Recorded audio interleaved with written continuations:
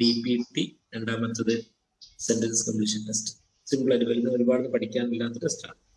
എന്താണ് ഈ projective test എന്ന് ചോദിച്ചു കഴിഞ്ഞാൽ, ഒരു ആംബിഗസ് ആയിട്ടുള്ള ഒരു സ്റ്റിമുലസിനെ നമ്മൾ കൊടുത്തിട്ട് അവരുടെ ഇൻഡിവിജ്വൽസിന്റെ തോട്ട്, ഫീലിങ്സ്, അതേപോലെ തന്നെ മോട്ടിവേഷൻസ് നമ്മൾ അറിയാൻ വേണ്ടിയിട്ട് ഒരു അൺസ്ട്രക്ചർഡ് ആയിട്ടുള്ള അല്ലെങ്കിൽ ആംബിഗസ് ആയിട്ടുള്ള ഒരു സ്റ്റിമുലസ് നമ്മൾ കൊടുക്കുക ചെയ്യും.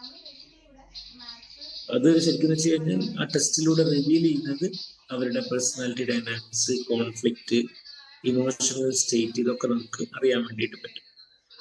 സാധാരണഗതിയിൽ നമുക്ക് പിന്നെ ചെയ്യുന്ന ഏറ്റവും വളരെ പോപ്പുലർ ആയിട്ടുള്ള ടെസ്റ്റ് എന്ന് പറയുന്നത് ഒന്ന് റോഷ-കിൻഗ്-ബ്ലോട്ട് ടെസ്റ്റ്, RIT. അതേപോലെ തന്നെ TAT, തിമാറ്റിക് അപ്രസെപ്ഷൻ ടെസ്റ്റ്, കുട്ടികളുടെ CAT, ചിൽഡ്രൻസ് അപ്രസെപ്ഷൻ ടെസ്റ്റ്. അതേപോലെ തന്നെ DPT, പിന്നെ അങ്ങനെ കുറച്ച് ഡ്രോ എ പേഴ്സൺ ടെസ്റ്റ്. ഇതിൽ നമുക്ക് പേഴ്സണാലിറ്റിയുടെ സ്ട്രക്ചർ അറിയാൻ പറ്റും, ഇമോഷണൽ ഡിസ്റ്റർബൻസസ് അറിയാൻ പറ്റും, അണ്ടർലൈൻ തോട്ടിനെ കുറിച്ചിട്ട് നമുക്ക് ധാരണ കിട്ടും. ഇവരുടെ ബാക്കി ടെസ്റ്റുകളെ കുറിച്ച് നമ്മൾ പറയുന്ന കാര്യം ക്ലിയർ ആണോ നിങ്ങൾക്ക്? എന്തെങ്കിലും ചോദിക്കണേ. ക്ലിയർ ആണ്? ഓക്കെ. പിന്നെ ഈ സെന്റൻസ് കംപ്ലീഷൻ എന്ന് പറയുന്നത് നമുക്കറിയാൻ പറ്റും, ഇൻകംപ്ലീറ്റ് ആയിട്ടുള്ള ഒരു സെന്റൻസ് കൊടുത്തിട്ട് ഞാൻ ചോദിക്കുന്നു what is the colour of the crow എന്ന് ചോദിച്ചു കഴിഞ്ഞാൽ നിങ്ങൾ പെട്ടെന്ന് ബ്ലാക്ക് എന്ന് പറയും. അതേപോലെ ഒരു ഇൻകംപ്ലീറ്റ് സെന്റൻസ് ഐ ലവ് എന്ന് പറയുമ്പോൾ what you are going to say. അപ്പൊ ഇതൊരു എക്സ്പ്ലോറിങ് തോട്ട്സും അതേപോലെ തന്നെ ഫീലിങ്സും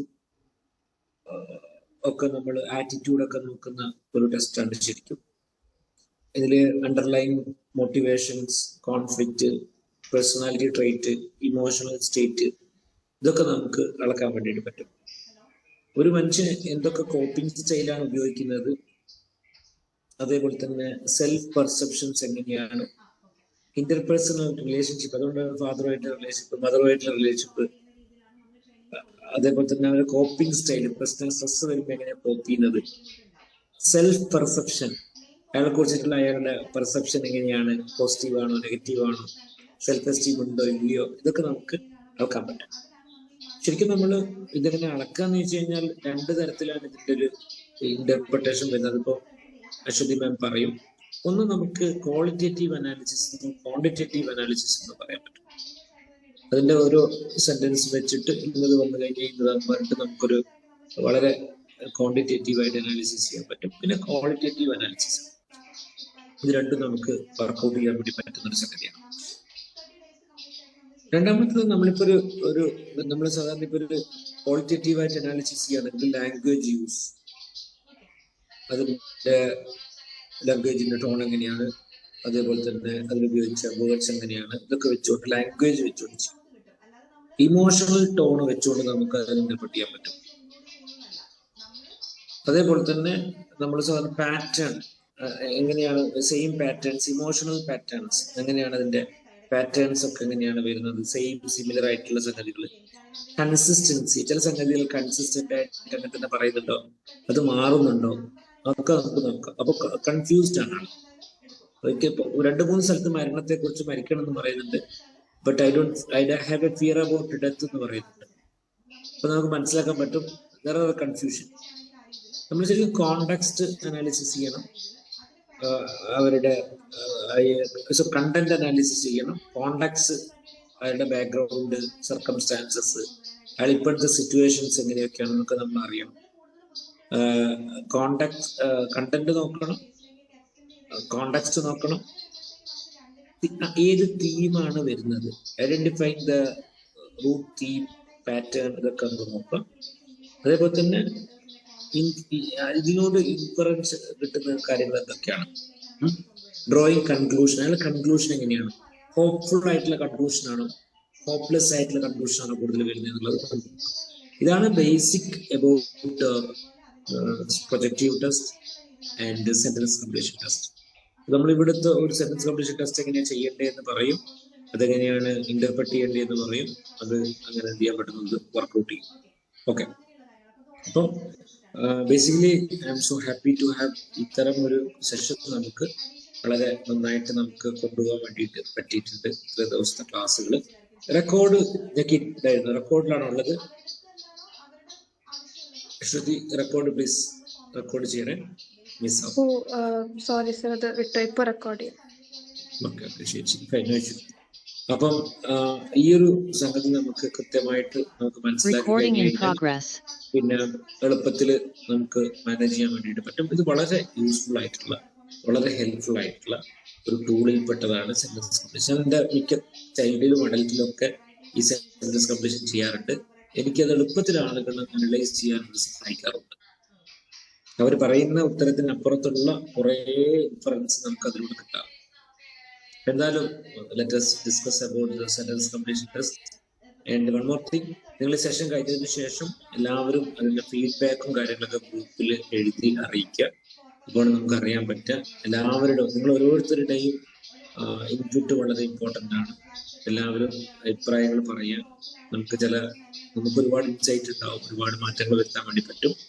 എനിവേ വളരെ സന്തോഷം ഈ ഒരു ക്ലാസ്സിൽ ഇതുവരെ അറ്റൻഡ് ചെയ്ത് വളരെ ആക്റ്റീവായിട്ട് അറ്റൻഡ് ചെയ്ത് ഒത്തിരി ആൾക്കാർ ഇവിടെ ഉണ്ട്. എല്ലാവരോടും സന്തോഷം പങ്കുവെക്കുന്നു. നമ്മൾ അഡൽട്ടിന്റെ സെഷൻസ് നമ്മൾ എന്തായാലും പെട്ടെന്ന് തന്നെ പ്ലാൻ ചെയ്യുന്നുണ്ട്. Will inform. Okay, thank you.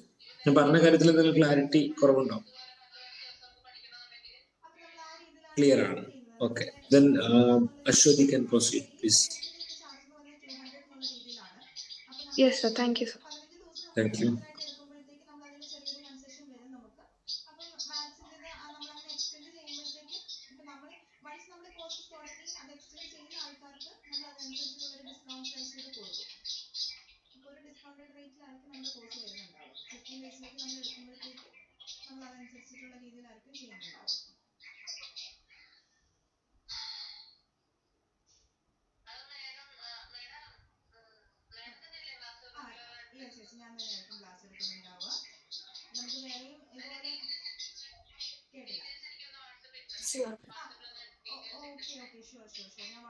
അതിന്റെ സ്ക്രീൻ വിസിബിൾ ആണോ? Okay, thank you. ഓക്കെ, അപ്പോൾ സെന്റൻസ് കംപ്ലീഷൻ ടെസ്റ്റിന്റെ ചെറിയൊരു ഇൻട്രൊഡക്ഷൻ സാർ തന്നിട്ടുണ്ടായിരുന്നു. കുറേ സെന്റൻസ് കംപ്ലീഷൻ ടെസ്റ്റ് ഉണ്ട് വേറെ കുറേ ഓത്തേഴ്സിൻ്റെ ഒക്കെ. നമ്മൾ ഇന്ന് ക്വാണ്ടിറ്റേറ്റീവ് അനാലിസിസ് വൃത്തിക്ക് തന്നിരിക്കുന്ന ഒരു ടെസ്റ്റ് റോട്ടർ ഇൻകംപ്ലീറ്റ് സെന്റൻസസ് ആണ്. അപ്പോൾ ഇതാണ് നമ്മൾ ക്വാണ്ടിറ്റേറ്റീവ് നോക്കണം. ക്വാളിറ്റേറ്റീവ് അനാലിസിസ് നമുക്ക് ഏത് സെന്റൻസ് കംപ്ലീഷൻ ടെസ്റ്റ് ഉപയോഗിച്ചിട്ടും ചെയ്യാം. അത് നമ്മളതിന് അതിൻ്റെ ആൻസേഴ്സ് വായിച്ചിട്ട് നമ്മളൊരു തീം ക്രിയേറ്റ് ചെയ്തിട്ട് ഒരു പാറ്റേൺ ഫൈൻഡ് ചെയ്തിട്ട് അതിനനുസരിച്ച് നമ്മൾ ആൻസേഴ്സ് അതിനനുസരിച്ച് സോർട്ട് ചെയ്യും. എന്നിട്ട് ഏത് തീമാണ് വളരെ റിപ്പീറ്റഡ് ആയിട്ട് വരുന്നത് എന്നുള്ളത് ഐഡന്റിഫൈ ചെയ്യും. അങ്ങനെയുള്ളത് നമുക്ക് ഏത് വെച്ചും ചെയ്യാം. പക്ഷെ ക്വാണ്ടിറ്റേറ്റീവ് ഇത് ക്ലിയർ ആയിട്ട് തന്നിരിക്കുന്നത് റോട്ടേഴ്സ് ഇൻകംപ്ലീറ്റ് സെന്റൻസ് ആണ്. അപ്പൊ ഞാൻ അത് ആദ്യം പറഞ്ഞുതരാം. അപ്പൊ അതിന്റെ ഇപ്പൊ സെന്റൻസ് കംപ്ലീഷൻ ടെസ്റ്റ് ബേസിക്കലി ഇത് എങ്ങനെ ഉണ്ടാവുക, ഒരു 1 or 2 വേർഡ്സ് ഉണ്ടാവും. നമ്മൾ പറയുന്ന ഇൻസ്ട്രക്ഷൻ എന്താ വെച്ചാൽ, ഞാനിപ്പോ ഒരു എന്താ ലിസ്റ്റ് ഓഫ് ഐറ്റംസ് തരും. അതിൽ 1 or 2 വേർഡ്സ് ഉണ്ടാവും. അപ്പം നിങ്ങളുടെ ഇതെന്താ വെച്ചാൽ, you have to complete the sentence. You have to make it into a meaningful sentence. പക്ഷെ it can be good, it can be bad, it can be anything. അപ്പൊ നമ്മൾ അവരെ ഒന്ന് കംഫർട്ടബിൾ ആക്കുക. You have to tell them. ചിലപ്പോൾ നിങ്ങളുടെ മൈൻഡിൽ വരുന്ന ആദ്യത്തെ തോട്ട് വെച്ച് അത് ഫില്ല് ചെയ്യാൻ. അപ്പൊ നമ്മൾ അവരോട് പറയാം, ചിലപ്പോൾ അത് ഡിസ്കസ്റ്റിംഗ് ആയിട്ടുള്ള തോട്ടായിരിക്കാം, ബാഡ് ആയിട്ടുള്ള തോട്ടായിരിക്കാം, എന്തോ ആയിരിക്കാം. It doesn't matter. Okay, right or wrong answer ഒന്നുമില്ല. It would be really helpful for us. അപ്പം നിങ്ങളുടെ മൈൻഡിൽ ആദ്യം വരുന്ന കാര്യം എഴുതിയാൽ നമുക്കത് സെഷന് വളരെ ഹെൽപ്ഫുൾ ആയിരിക്കും. അപ്പോൾ അത് ആ രീതിക്ക് ചെയ്യാൻ പറയാം. ഒരു ക്വസ്റ്റ്യനിൽ തന്നെ കുറെ നേരം ഇരിക്കരുത്. അതായത് ഒരു ക്വസ്റ്റ്യൻ വായിച്ചിട്ട് അതിന് ആൻസർ ഇങ്ങനെ അത് ഫില്ല് ചെയ്യാൻ വേണ്ടി ഉണ്ടാക്കിയെടുത്തിട്ട് കാര്യമില്ല.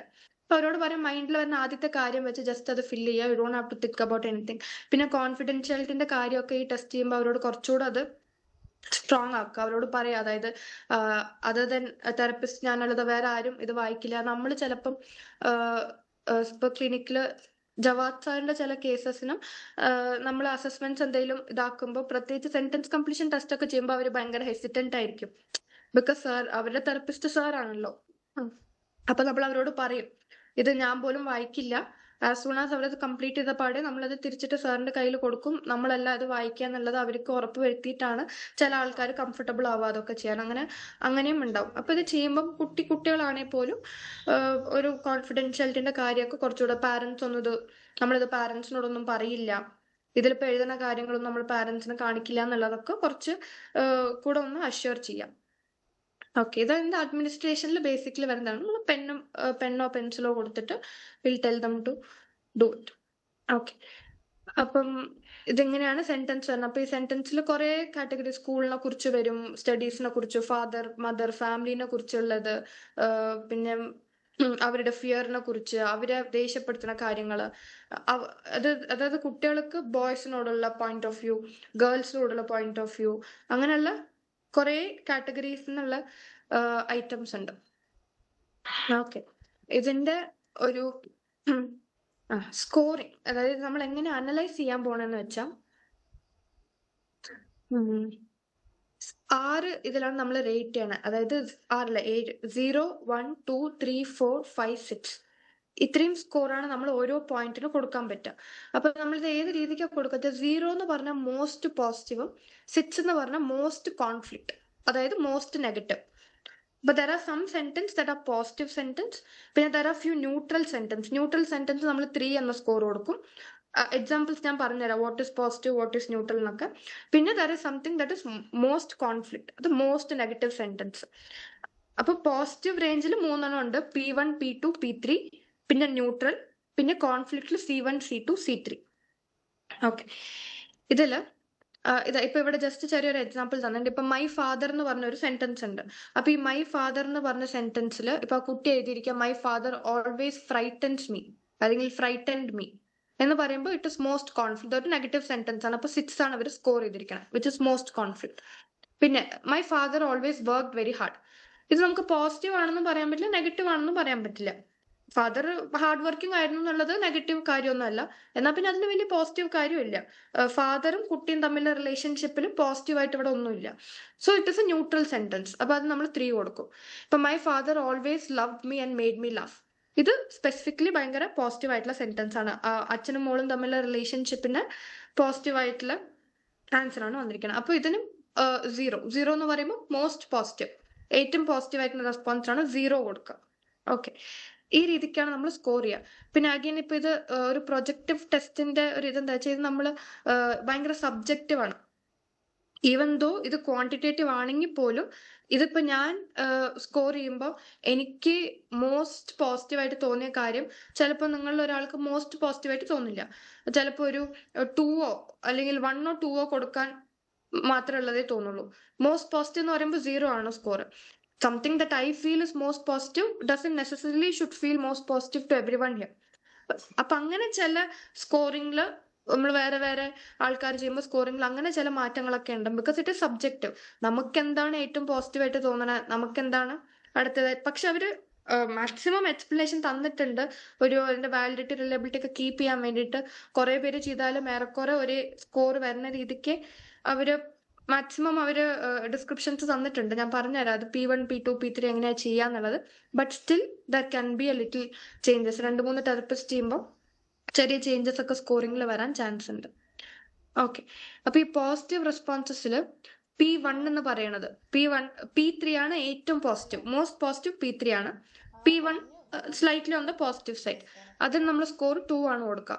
Specific feeling towards people and things, specific ആയിട്ട് പീപ്പിളും തിങ്സും, അതായത് അച്ഛനോടുള്ള സ്പെസിഫിക് ഫീലിങ്സ് അല്ലെങ്കിൽ ചില കാര്യങ്ങളോടുള്ള സ്പെസിഫിക് ആയിട്ടുള്ള ചില ഫീലിങ്സ് വിച്ച് ഇസ് പോസിറ്റീവ് ആയിട്ടുള്ള കാര്യങ്ങളിൽ നമ്മൾ സ്കോർ 2 കൊടുക്കും. സ്കോർ 1 കൊടുക്കുന്നത് generalised feeling towards people indicates goal, social adjustment, opinion, humour and good family. അതായത് ജനറലൈസ്ഡ് ആയിട്ടുള്ള സ്കോർസ്. ഇപ്പം ഫാമിലിനെ കുറിച്ച് ചോദിക്കുമ്പോൾ സ്പെസിഫിക്കലി എടുത്ത് പറയല്ലോ, ജനറലൈസ്ഡ് ആയിട്ട് മൊത്തത്തില് ഒരു ഫാമിലിനെ കുറിച്ചാവട്ടെ, സ്കൂളിനെ കുറിച്ചാവട്ടെ, അപ്പൊ ഭയങ്കര ജനറലൈസ്ഡ് ആയിട്ട് കുട്ടിക്ക് അതിനോടുള്ള ഒരു പോസിറ്റീവ് ഫീലിംഗ് ആണ്. സ്പെസിഫിക്കലി അല്ല, ബട്ട് ജനറലൈസ്ഡ് ആയിട്ട് മൊത്തത്തിൽ സ്കൂളിങ്ങിനെ കുറിച്ചാവട്ടെ, അല്ലെങ്കിൽ ഫാമിലി ലൈഫിനെ കുറിച്ചാവട്ടെ, അല്ലെങ്കിൽ മെൻ എന്ന ക്വസ്റ്റ്യന് മെൻ ആർ ഗുഡ് പീപ്പിൾ, അല്ലെങ്കിൽ that is a generalised feeling about men എന്നുള്ളത്. അപ്പൊ അതിന് സ്കോർ 1 കൊടുക്കാം. പിന്നെ സ്കോർ 0 കൊടുക്കുന്നത് clearly very good response, warm and accepting. Clearly ഭയങ്കര ഗുഡ് റെസ്പോൺസ് ആണ്, ഭയങ്കര വാം ആൻഡ് അക്സെപ്റ്റിംഗ് ആയിട്ടുള്ള റെസ്പോൺസ് ആണ്. ഇപ്പൊ മെൻ എന്നുള്ള സെന്റൻസിന് കുട്ടി പറയാ എന്താ, men are people with whom I feel very protected and safe. അപ്പൊ that is very clearly A warm and accepting ആയിട്ടുള്ള റെസ്പോൺസ്, എക്സ്ട്രീംലി പോസിറ്റീവ് ആയിട്ടുള്ള റെസ്പോൺസ് ആണ്.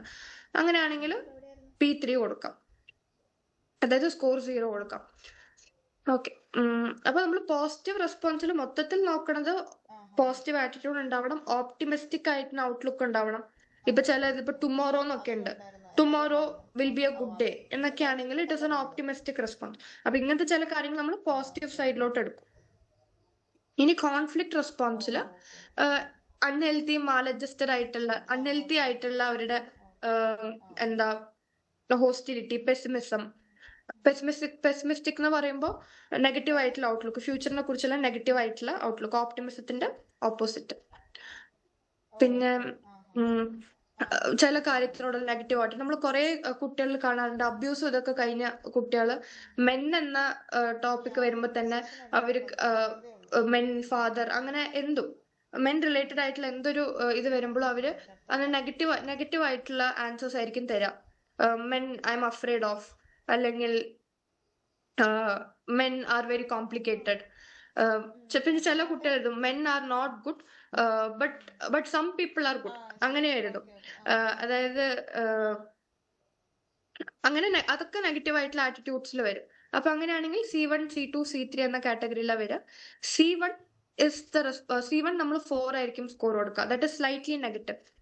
Responses wherein what is experienced and matter of word of state of affairs, school difficulties, അല്ലെങ്കിൽ minority ഗ്രൂപ്പ്സിനായിട്ടുള്ള identification. Minority groups പറയുമ്പോൾ അത് religion ബേസിസിലാവാം, അതല്ലെങ്കിൽ എന്താ ഇപ്പൊ LGBTQ അങ്ങനത്തെ ഏതെങ്കിലും ഇതോ, അല്ലെങ്കിൽ എന്തെങ്കിലും റേസസിനെ കുറിച്ചോ അങ്ങനെ എന്തെങ്കിലും അവര് എക്സ്പ്രസ് ചെയ്യുന്നുണ്ടെങ്കിൽ something related to minority group കുട്ടികൾ എന്തെങ്കിലും എക്സ്പ്രസ് ചെയ്യുന്നുണ്ട്, അതൊത്തുള്ള എന്തെങ്കിലും ഡിഫിക്കൽട്ടി, സ്കൂളിലെ ബുള്ളിങ്, അങ്ങനെ അതിനോടുള്ള difficulty, academic difficulties, physical illness, അങ്ങനെ മൈനർ ആയിരിക്കുന്ന പ്രോബ്ലംസിനൊക്കെ നമുക്ക് C1 കൊടുക്കാം.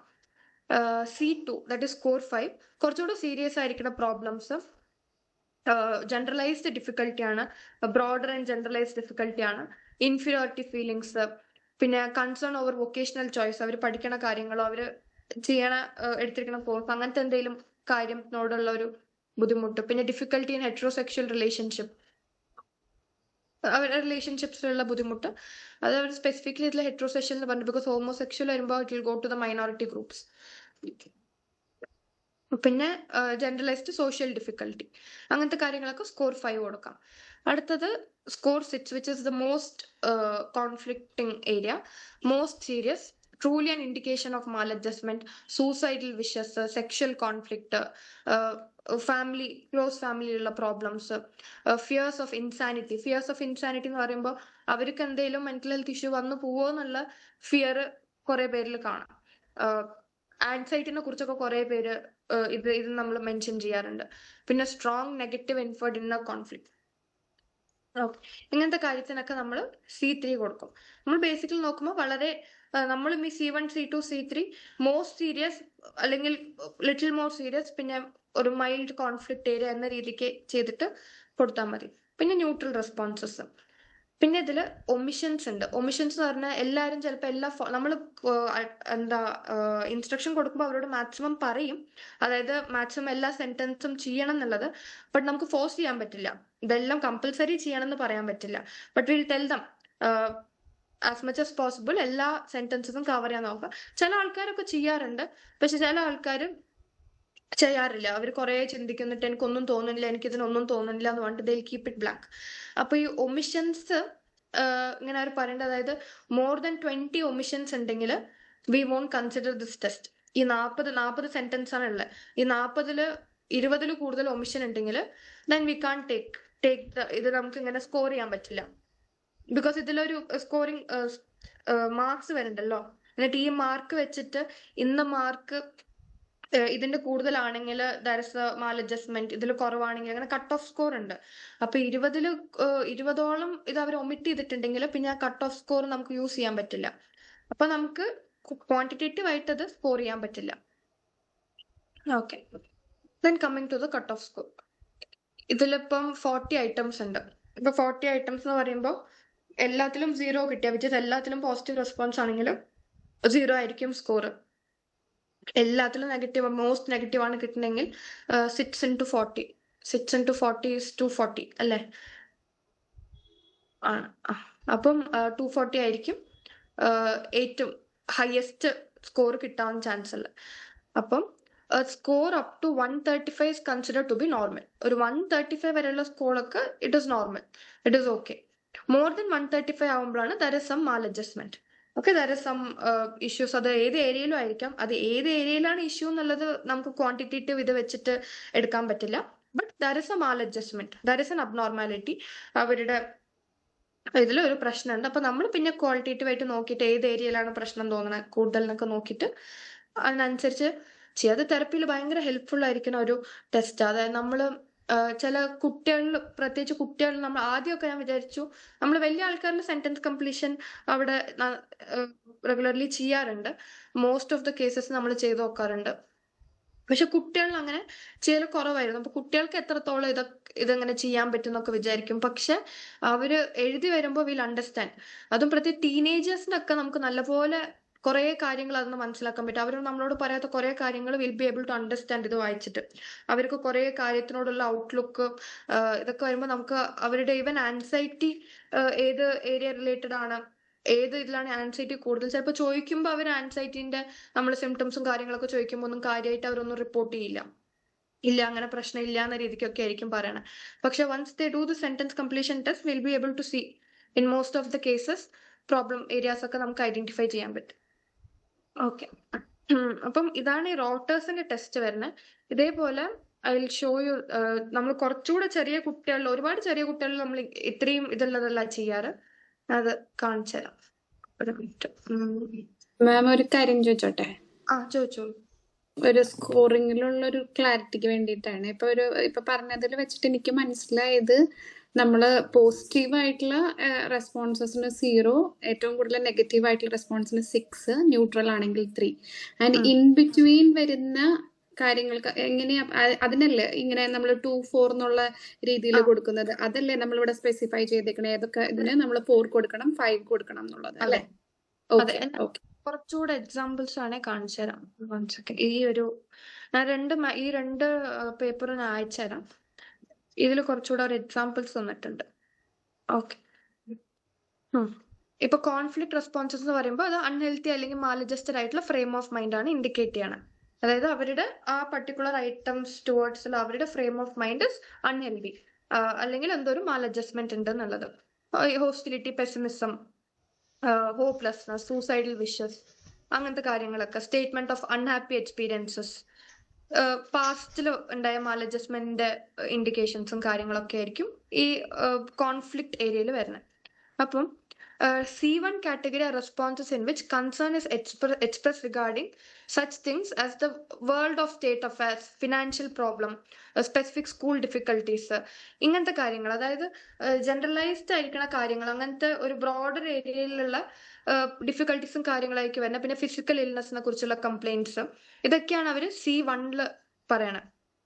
അപ്പൊ അത് മൈനർ പ്രോബ്ലംസ് ആയിരിക്കും, which are not deep seated or encapsulating and more or less specific difficulties ആയിരിക്കും. എന്തെങ്കിലും, അതായത് ഒരു ഇപ്പൊ ആൻസൈറ്റിനെ എന്തെങ്കിലും ഒരു ആൻസൈറ്റി റിലേറ്റഡ് ആണ് പറയണത്. അപ്പൊ that won't come in C1 because that is not very specific. ചെറിയ ഒരു മൈനർ പ്രോബ്ലം അന്ന് ആ ഒരു ഐറ്റമിനോട് മാത്രമുള്ള പ്രോബ്ലം എന്ന് നമുക്ക് എടുക്കാൻ പറ്റില്ല. ഇപ്പം ഏതെങ്കിലും ഒരു ഇതില് ഭയങ്കര ആൻസൈറ്റി സ്പെസിഫിക് ആയിട്ടുള്ള കാര്യങ്ങൾ പറയുന്നുണ്ട്, അങ്ങനത്തെ സമയത്ത് ബ്രെത്ത്ലെസ്നെസ് വരും അല്ലെങ്കിൽ സഫക്കേഷൻ, അങ്ങനെ എന്തെങ്കിലുമൊക്കെ കുട്ടി മെൻഷൻ ചെയ്തിട്ടുണ്ടെങ്കിൽ we can take it in C1 because C1 it is very less specific difficulties, minor problems ആയിരിക്കും. അതിന് കൂടുതലായിട്ട് ജനറലൈസ്ഡ് ആയിട്ട് പറയാൻ വേറെ ഐറ്റംസ് ഒന്നും ഉണ്ടാവില്ല. മോസ്റ്റ്ലി ഫിസിക്കൽ കംപ്ലൈന്റ്സും കാര്യങ്ങളൊക്കെ ആയിരിക്കും.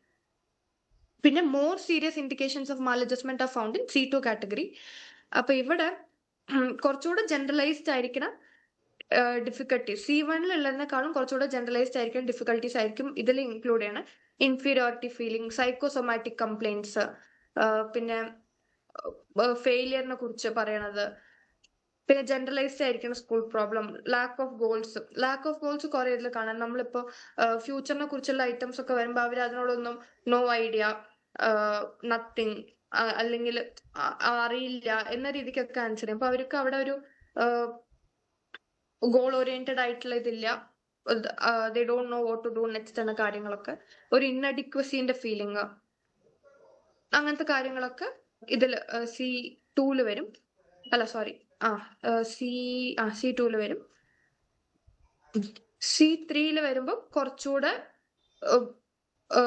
ബിഗർ പ്രോബ്ലംസ് ആയിരിക്കും. അതേപോലെ തന്നിട്ട് സൂസൈഡൽ വിഷസ്, സെക്ഷുവൽ കോൺഫ്ലിക്റ്റ്, എന്തെങ്കിലും മെന്റൽ ഹെൽത്ത് ഇഷ്യൂസ് ഉണ്ടാവുമോ എന്നുള്ള fear, strong negative attitude towards people in general, feelings of confusion, അങ്ങനത്തെ കാര്യങ്ങളൊക്കെ. ഇപ്പോൾ എക്സാമ്പിൾ തന്നിരിക്കുന്ന ഐ ലൈക്ക് എന്നൊരു ഇതുണ്ട്. I like to know if I am crazy. Okay, അത് this response will come in C3 because it is എന്താ മറ്റേ fear of insanity ആണ്. I like to know if I am crazy എന്ന് പറഞ്ഞാൽ എനിക്ക് എന്തോ പ്രശ്നം ഉണ്ട് എന്നുള്ള ഡൗട്ട് ആ കുട്ടിക്ക് ഉണ്ട്. അപ്പൊ that will come in C3. പിന്നെ ദ ഹാപ്പിയസ്റ്റ് ടൈം എന്നുള്ള ഒരു ഐറ്റം ഉണ്ട്. അപ്പൊ അതിന് the happiest time is over എന്നാണ് ആ കുട്ടി പറയുകയാണെങ്കിൽ ഇതൊക്കെ C2 കാറ്റഗറിയിൽ പെടും. പിന്നെ I want to know about life, this type of responses will lie in C1 category. ഇതും കണ്ടോ, ദിസ് ഇസ് എന്താ, ഇതിപ്പോ ചിലപ്പോൾ നമ്മൾ നോക്കുമ്പോൾ I want to know about life എന്ന് പറയുമ്പോൾ നമുക്കത് പോസിറ്റീവായിട്ടും എടുക്കാം. I want to know about life എന്ന് പറയുമ്പോൾ നമുക്ക് ചിലപ്പോൾ നെഗറ്റീവ് ആണെന്ന് പറയാൻ പറ്റില്ല. ചില ആൾക്കാർ അത് ന്യൂട്രൽ കാറ്റഗറിയിലും ഇടാം. പക്ഷെ ആസ് പെർ ഇത് അവർ പറയുന്നത് മേ ബി സാർ പറഞ്ഞ പോലെ എമോഷണൽ ടോണും കാര്യങ്ങളൊക്കെ വെച്ച് നോക്കുമ്പോൾ മേ ബി അവർ പറയുന്നത് എനിക്ക് എന്റെ ലൈഫിനെ കുറിച്ച് എനിക്ക് വലിയ ഐഡിയ ഇല്ല, so I want to know about it എന്നുള്ളതാ. So they considering it C1 അല്ല C1 category which is mild negative. അതുപോലെ പോസിറ്റീവ് റെസ്പോൺസസിന് ഒരു എക്സാമ്പിൾ തന്നിരിക്കണം. I like to have sorry ma'am, sorry ചോദിച്ചോട്ടെ. ഇപ്പൊ my happy time is over എന്ന് പറഞ്ഞാൽ അതൊരു ഹോപ്പ്ലെസ്നെസ് അല്ലേ? പറയുമ്പോ ഹാപ്പിയസ്റ്റ് ടൈം ഈസ് ഓവർ, കഴിഞ്ഞു എന്നുള്ളൊരു ഇതല്ലേ? അപ്പൊ അത് C2 C3 വരിക? ഹോപ്പ്ലെസ്നെസ് ആണ്, ശരിയാണ്. ഇപ്പം കൺസേൺ ഓവർ ഇതൊരു ഫെയിലിയറിന്റെ ഇതും ആവാം. ബട്ട് പറഞ്ഞാൽ ഇപ്പൊ ഹോപ്പ്ലെസ്നെസിന്റെ ഇതിൽ വരുമ്പോ it can even come in C3. അതാ നമ്മൾ വെരി എന്താ തെറപ്പിസ്റ്റ് ഓറിയന്റഡ് ആണ്. ബട്ട് ബേസ്ഡ് ഓൺ ബാക്കിയുള്ള ഇന്റർവ്യൂവിന്റെ ബേസിലും കൂടെ നമുക്ക് ഇത് ഇതാക്കാം അല്ലെ, അവരുടെ വേ ഓഫ് നമുക്ക്. അതായത് ഇത് നമ്മൾ ഒരിക്കലും ഇപ്പൊ സെന്റൻസ് കംപ്ലീഷൻ ടെസ്റ്റ് ഫസ്റ്റ് സെഷനിൽ തന്നെ കുട്ടിയെ കാണുമ്പോൾ ആദ്യം തന്നെ കൊടുക്കണ കാര്യമല്ല. കുറച്ചൊക്കെ നമ്മള് കാര്യങ്ങളൊക്കെ എടുത്തിട്ട് ഡീപ്പർ ആയിട്ടുള്ള കോൺഫ്ലിക്ട്സ് എന്തെങ്കിലും ഐഡന്റിഫൈ ചെയ്യാൻ വേണ്ടി കൊടുക്കണതാ. അപ്പം ഇതിന്റെ സ്കോറിംഗിൽ ഞാൻ നേരത്തെ പറഞ്ഞ പോലെ തെറപ്പിസ്റ്റിന്റെ ഇത് നല്ലപോലെ അതാ പറഞ്ഞ, രണ്ട് തെറപ്പിസ്റ്റ് ഇത് ഒരേപോലത്തെ ആൻസർ ആയിരിക്കില്ല. There will be differences based on it. അപ്പൊ ഇതിൽ ഈ ഒരു പേപ്പർ ഇതാക്കിയ ആള് തന്നിരിക്കുന്ന എക്സാമ്പിൾസ് ആണ് ഇവിടെ ഇട്ടിരിക്കുന്നത്. ഈ പറഞ്ഞ പോലെ ചിലപ്പോൾ നമ്മൾ നോക്കുമ്പോൾ the happiest time is over എന്നൊക്കെ പറയുമ്പോൾ may be some people will put it in C3 also. That is the most conflict ഉള്ള ഏരിയ. പിന്നെ ഈ I want to know about life ഒക്കെ ചിലപ്പോൾ പോസിറ്റീവിലും ഇട്ടു പോവാം, അങ്ങനെയുള്ള ഇതും ഉണ്ടാവാം. അപ്പം ബെറ്റർ ഇതിന് നമ്മൾ ക്വാളിറ്റി, ഇപ്പൊ നമ്മൾ ക്ലിനിക്കൽ ഇതിന്റെ ക്വാണ്ടിറ്റേറ്റീവ് ഇത് ചെയ്യാറില്ല, നമ്മൾ ക്വാളിറ്റേറ്റീവ് ആണ് ചെയ്യാറ്. ബിക്കോസ് നമുക്കിത് സ്കോർ ചെയ്തിട്ട് ഒന്നും കിട്ടാനില്ല. നമുക്ക് തെറപ്പിയിൽ എന്തെങ്കിലും ഏരിയാസ് കുട്ടിയുടെ ഇനഫ് ഡേറ്റ കിട്ടിയിട്ടില്ല, ഇനഫ് കാര്യങ്ങൾ കുട്ടിയോട് പറഞ്ഞിട്ടില്ല, ആ ഏരിയയിൽ എന്തെങ്കിലും ബുദ്ധിമുട്ടുണ്ടോ എന്ന് അറിയാൻ വേണ്ടിയിട്ട് നമ്മളിത് ചെയ്യുമ്പോൾ ആ കുട്ടിയുടെ ആൻസേഴ്സ് ഒക്കെ വായിക്കുമ്പോൾ will get an idea. Okay. പിന്നെ നമ്മൾ ആൻസേഴ്സ് വായിച്ച് നമ്മൾ കുട്ടീനോട് ചോദിക്കുകയും ചെയ്യും ഇതെന്താ ഇങ്ങനെ എഴുതിയെന്നുള്ളത്. ബിക്കോസ് ഇപ്പൊ ഇത് ഇങ്ങനെ ഉണ്ടല്ലോ, I want to know about life. അപ്പൊ നമ്മൾ വായിക്കുമ്പോൾ പോസിറ്റീവ് ആവും നെഗറ്റീവ് ആവും. അപ്പൊ നമുക്ക് കുട്ടീനോട് ചോദിക്കാം what do you want to know about life, അതെന്തിനാ അങ്ങനെ എഴുതി? അപ്പൊ കുട്ടി പറയാം എനിക്ക് it is difficult for me, എനിക്കൊന്നും മനസ്സിലാവണില്ല, അപ്പൊ എനിക്ക് കുറച്ചുകൂടെ അറിയണമെന്നുണ്ട്, അല്ലെങ്കിൽ അങ്ങനത്തെ ഒക്കെ പറയണമെങ്കിൽ ഇതിൽ കം അണ്ടർ നെഗറ്റീവ്. ഓക്കെ. അപ്പൊ നമ്മൾ അവരോട് ചോദിച്ചിട്ടും കൂടെയാണ് നമ്മൾ ക്വാളിറ്റേറ്റീവ് ആയിട്ടുള്ള ഇതാണ് ചെയ്യാറ്. അവരോട് ഇങ്ങനെ ചോദിച്ചിട്ട് ഏതൊക്കെ ഏരിയയിലാണ് ഇതുള്ള റിപ്പീറ്റേറ്റീവ് ആയിട്ട് പ്രോബ്ലംസ് കാണുന്ന ഏരിയ ഏതൊക്കെയാന്നൊക്കെ മാർക്ക് ചെയ്തിട്ട് ആണ് നമ്മൾ use it for the therapy. അല്ല ഇത് നമ്മൾ ചെയ്തിട്ട് സ്കോറിങ് ചെയ്തിട്ട് റിപ്പോർട്ടൊന്നും ആക്കി കൊടുക്കാറില്ല. നമ്മൾ തെറപ്പിക്ക് വേണ്ടി നമ്മുടെ അണ്ടർസ്റ്റാൻഡിങ്ങിന് ഉപയോഗിക്കുന്നതാണ്. ഓക്കെ. പോസിറ്റീവിന്റെ എക്സാമ്പിൾസും കൂടെ വായിക്കാം. അതായത് I like to have a good time. ഇത് നമുക്ക് P1 കാറ്റഗറിയില്ല. P1 കാറ്റഗറി എന്ന് പറയുമ്പോൾ score 2 which is slightly positive. I like to have a good time എന്നുള്ളത്. പിന്നെ the happiest time is yet to come. ഇവിടെ ഒരു ഓപ്റ്റിമിസ്റ്റിക് ആയിട്ടുള്ള ഔട്ട്കം ഉണ്ട്. ഹാപ്പിയസ്റ്റ് ടൈം ഇനി വരാനിരിക്കുന്നുണ്ട്. അപ്പൊ ഇറ്റ് ഷോസ് ഓപ്റ്റിമിസം. അവിടെ നമുക്കിത് P2 കാറ്റഗറിയിൽ ഇടാം. Back home are many friends. This type of response line P3 category. അത് അവരെന്താ ഉദ്ദേശിച്ചെന്ന് വെച്ചാൽ ഇപ്പൊ back home things are good എന്നൊക്കെയാണെങ്കിൽ it might come in P1 category. അതെ സോറി P1 കാറ്റഗറി. ഇവിടെ സ്പെസിഫിക്കലി അവര് ബാക്ക് ഹോം എനിക്ക് കുറെ ഫ്രണ്ട്സ് ഉണ്ട്. അപ്പൊ specifically talking about something really positive, something which means അപ്പൊ ബാക്ക് ഹോം എന്നുള്ള കാര്യത്തിൽ അത് പറയേണ്ട ആവശ്യമില്ല, കുറെ കാര്യങ്ങൾ പറയാനുണ്ട്. ബട്ട് സ്റ്റിൽ അത് പറയുമ്പോഴേക്കും അവർ ഫ്രണ്ട്സിനെ കുറിച്ച് പറയുകയാണ്. അപ്പൊ അവർക്ക് അത് ആലോചിക്കുമ്പോഴേക്കും ഓർമ്മ വന്നത് അത്രയും പോസിറ്റീവ് ആയിട്ടുള്ള കാര്യമാണ് എന്ന രീതിക്ക് they have put it in P3 which is most positive response 0 എന്ന ഇതില്. ഓക്കെ, ഇപ്പൊ ന്യൂട്രൽ റെസ്പോൺസിന്റെ ഒരു എക്സാമ്പിൾ തന്നിരിക്കുന്നത് most girls are females, which is neutral. When I was A child I spoke as A child, which is also neutral. അപ്പൊ ഇതൊക്കെ നമ്മൾ neutral റെസ്പോൺസസിലിടും. പിന്നെ അവര് കുറച്ചുകൂടെ കാര്യങ്ങൾ ഇതിൽ പറഞ്ഞിരിക്കുന്നത് എന്താ വെച്ചാൽ ഈ അൺയൂഷ്വലി ലോങ് റെസ്പോൺസസ്. ചില ഇത് നമ്മൾ ചില പേരിൽ കുട്ടികൾ കാണാറുണ്ട്, ആൻസൈറ്റി ഒക്കെ ഉള്ളവരിലും കാണാറുണ്ട്.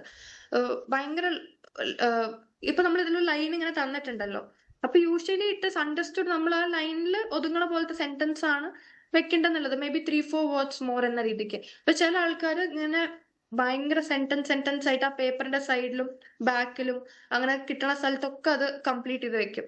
അപ്പൊ അവരിങ്ങനെ അതിലിങ്ങനെ ഉണ്ടാവും. അതായത് ഇപ്പൊ ഇതിൽ ഒരു എക്സാമ്പിൾ തന്നിട്ടുണ്ട്, ഐ ലൈക്ക് അല്ല I am best when I am under no pressure of responsibility concerning the accomplishment blah blah blah. അങ്ങനെ ഇപ്പൊ ചില ആൾക്കാർ ഇങ്ങനെ എഴുതുമ്പോ ഇപ്പൊ മെൻ എന്നതിന് തന്നെ they will write something negative, പിന്നെ they will be like but ഇങ്ങനെ and also but these men are good. അങ്ങനെ അത് ഭയങ്കര എലോങ്ങേറ്റഡ് ആയിട്ട് അവർ എഴുതും. അങ്ങനെ എഴുതുമ്പോഴും it is showing maladjustment. അപ്പൊ ഇതിൽ എന്താ പറയണെന്ന് വെച്ചാൽ അവർ അത്രയും എക്സ്പ്ലെയിൻ ചെയ്യണ്ടെങ്കിൽ, അതായത് in cases where response are usually long it should be given an additional point in the direction of C, which is ഇപ്പൊ നമ്മൾ ഇത് വായിച്ചിട്ട് we think it is C1. Okay, അപ്പൊ ഇതിൽ അവർ പറയണത് അത് അൺയൂഷ്വലി ലോങ് ആണെങ്കിൽ നമ്മൾ C1 റേറ്റ് ചെയ്ത് തന്നെ C2 ആക്കണം. ഓക്കെ, അതേപോലെ ഇപ്പൊ ഇഫ് ഇറ്റ് ഇസ് ഇപ്പം ഒരു minute if it is P1, okay, P1 എന്ന് പറയുമ്പോൾ സ്ലൈറ്റ്ലി പോസിറ്റീവ് ആണ്. അപ്പൊ ദേ ആർ ലൈക്ക് ഇഫ് ഇത് എന്താ if you are feeling like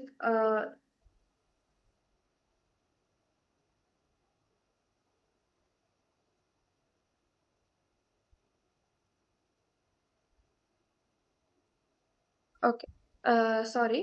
അപ്പം ഇപ്പൊ നമുക്ക് P2 ആണ് കിട്ടിയിരിക്കണേ. അപ്പൊ P2 ആണ് കിട്ടിയിരിക്കണം, പക്ഷെ അൺയൂഷ്വലി ലോങ് റെസ്പോൺസ് ആണെങ്കിൽ will take it back to P1. കോൺഫ്ലിക്റ്റിന്റെ സൈഡിലോട്ട്. P1 ആണെങ്കിൽ നമ്മൾ ന്യൂട്രൽ ആക്കും. ന്യൂട്രൽ ആണെങ്കിൽ C1 ആണോ? C1 ആക്കും. C1 ആണെങ്കിൽ C2 ആക്കും. C2 ആണെങ്കിൽ C3 ആക്കും. C3 ആണെങ്കിൽ it will be the same. So they are saying if it's an unusually long response നമ്മൾ ആദ്യം അതിനൊരു വെയിറ്റേജ് കൊടുക്കുക ആ ആൻസർ വായിച്ചിട്ട്, പിന്നെ അത് അൺയൂഷ്വലി ലോങ് ആയ കാരണം അതിനെ ഒരു പോയിന്റ് ബാക്കിലോട്ട് എടുക്കാൻ. ബിക്കോസ് ഇതിൽ അവർ എഴുതിയിട്ടുണ്ട്, അതായത് it has been found that the maladjusted individual often write long involved sentences as if compelled to express himself fully and not misunderstood. അതായത് ഞാൻ എന്തെങ്കിലും എഴുതി അവരെ മിസ്അണ്ടർസ്റ്റാൻഡ് ചെയ്യും, അവർക്ക് മനസ്സിലാവില്ല എന്ന് വിചാരിച്ചിട്ട് അവര് tend to over explain things. അവരുടെ കാര്യങ്ങൾ നമുക്ക് മനസ്സിലാവാൻ വേണ്ടിയിട്ട് they tend to over explain it. അപ്പൊ അതും goes under maladjustment. ഓക്കെ, അത്രയാണ് സെന്റൻസ് കംപ്ലീഷൻ ടെസ്റ്റിൽ. ഞാൻ വേറെ കുറച്ച് സെന്റൻസ് കംപ്ലീഷൻ ടെസ്റ്റ് കാണിച്ചു തരാം. ഇത് മറ്റേതിനേക്കാളും കുറച്ചുകൂടെ കുട്ടികളിൽ ഉപയോഗിക്കാൻ എളുപ്പമുള്ള ഒരു ക്വസ്റ്റ്യൻ ആണ്. പിന്നെ അതുപോലെ ഇത് വളരെ ചെറിയ കുട്ടികൾക്കൊക്കെ നമ്മൾ ഇങ്ങനത്തെ ഉപയോഗിക്കാറുണ്ട്. കൂടുതലൊന്നുമില്ല, ജസ്റ്റ് ഫേവറേറ്റ് കളർ എന്താ, I worry about right now I feel. സ്കൂളിനെ കുറിച്ച് കുട്ടിക്ക് ഇഷ്ടമുള്ള കാര്യം, ഫ്യൂച്ചറിനെ കുറിച്ച് ഐ വോണ്ട് ടു ബി, പിന്നെ family, I love, I am afraid of, I have fun one. അങ്ങനെ വളരെ കുറച്ച് കാര്യങ്ങൾ സ്പെസിഫിക് ആയിട്ട് നോക്കണം പോലത്തെ ഇങ്ങനെ കുറെ നമുക്ക് ഇന്റർനെറ്റിൽ അവൈലബിൾ ആണ്. ചൈൽഡ് സെന്റൻസ് കംപ്ലീഷൻ ടെസ്റ്റ് നടുമ്പോൾ ഇങ്ങനത്തെ കുറെ ഇത് വരും. അപ്പൊ അത് വായിച്ചിട്ട് നമുക്ക് ആവശ്യമുള്ള നമുക്ക് കുട്ടിയുടെ ആവശ്യമുള്ള ചില ഏരിയയിലെ ക്ലാരിറ്റി ഉണ്ടല്ലോ, ആ ഏരിയ റിലേറ്റഡ് ക്വസ്റ്റ്യൻ വരുന്ന പോലത്തെ ഏതെങ്കിലും ഇതെടുത്തിട്ട് ചെയ്യിപ്പിക്കും. പിന്നെ നിംഹാൻസിന്റെ ഒരു സെന്റൻസ് കംപ്ലീഷൻ ടെസ്റ്റിന്റെ ചിൽഡ്രന്റെ തന്നെ അതിന്റെ സ്കോറിങ്ങും കാര്യങ്ങളും ഒന്നും അങ്ങനെ അവൈലബിൾ അല്ല ഓൺലൈനിൽ. ഇതിന്റെയും ഒരു ക്വാണ്ടിറ്റേറ്റീവ് സ്കോറിംഗ് ഉണ്ട്, പക്ഷെ V can use it four qualitative. നല്ല ക്വസ്റ്റ്യൻസ് ആണ് ഇതിൽ, അത്യാവശ്യം എല്ലാ ഏരിയയും കവർ ചെയ്തിട്ടുള്ള ക്വസ്റ്റ്യൻസ് ഉണ്ട്. അപ്പം ഇതും വേണമെങ്കിൽ നമുക്ക് യൂസ് ചെയ്യാം. എന്നിട്ട് ക്വാളിറ്റേറ്റീവ് ആയിട്ട് നമുക്ക് അനലൈസ് ചെയ്തിട്ട് we can use it for therapy. But നമ്മളിങ്ങനെ ക്വാളിറ്റേറ്റീവ് ആയിട്ട് അനലൈസ് ചെയ്ത് റിപ്പോർട്ട് ഒന്നും ഉണ്ടാക്കി കൊടുക്കുന്നത് is not advisable. Okay, we can use it for our understanding. നമ്മുടെ ആ സെഷൻസിനെ ഹെൽപ്പ് ചെയ്യാൻ വേണ്ടിയിട്ട്, നമ്മുടെ ക്ലയന്റിനെ കുറിച്ച് ഒരു ബെറ്റർ അണ്ടർസ്റ്റാൻഡിങ്ങിന് വേണ്ടിയിട്ട് V can use it. Okay, എന്തെങ്കിലും ഡൗട്ട് ഉണ്ടോ ഇതില്?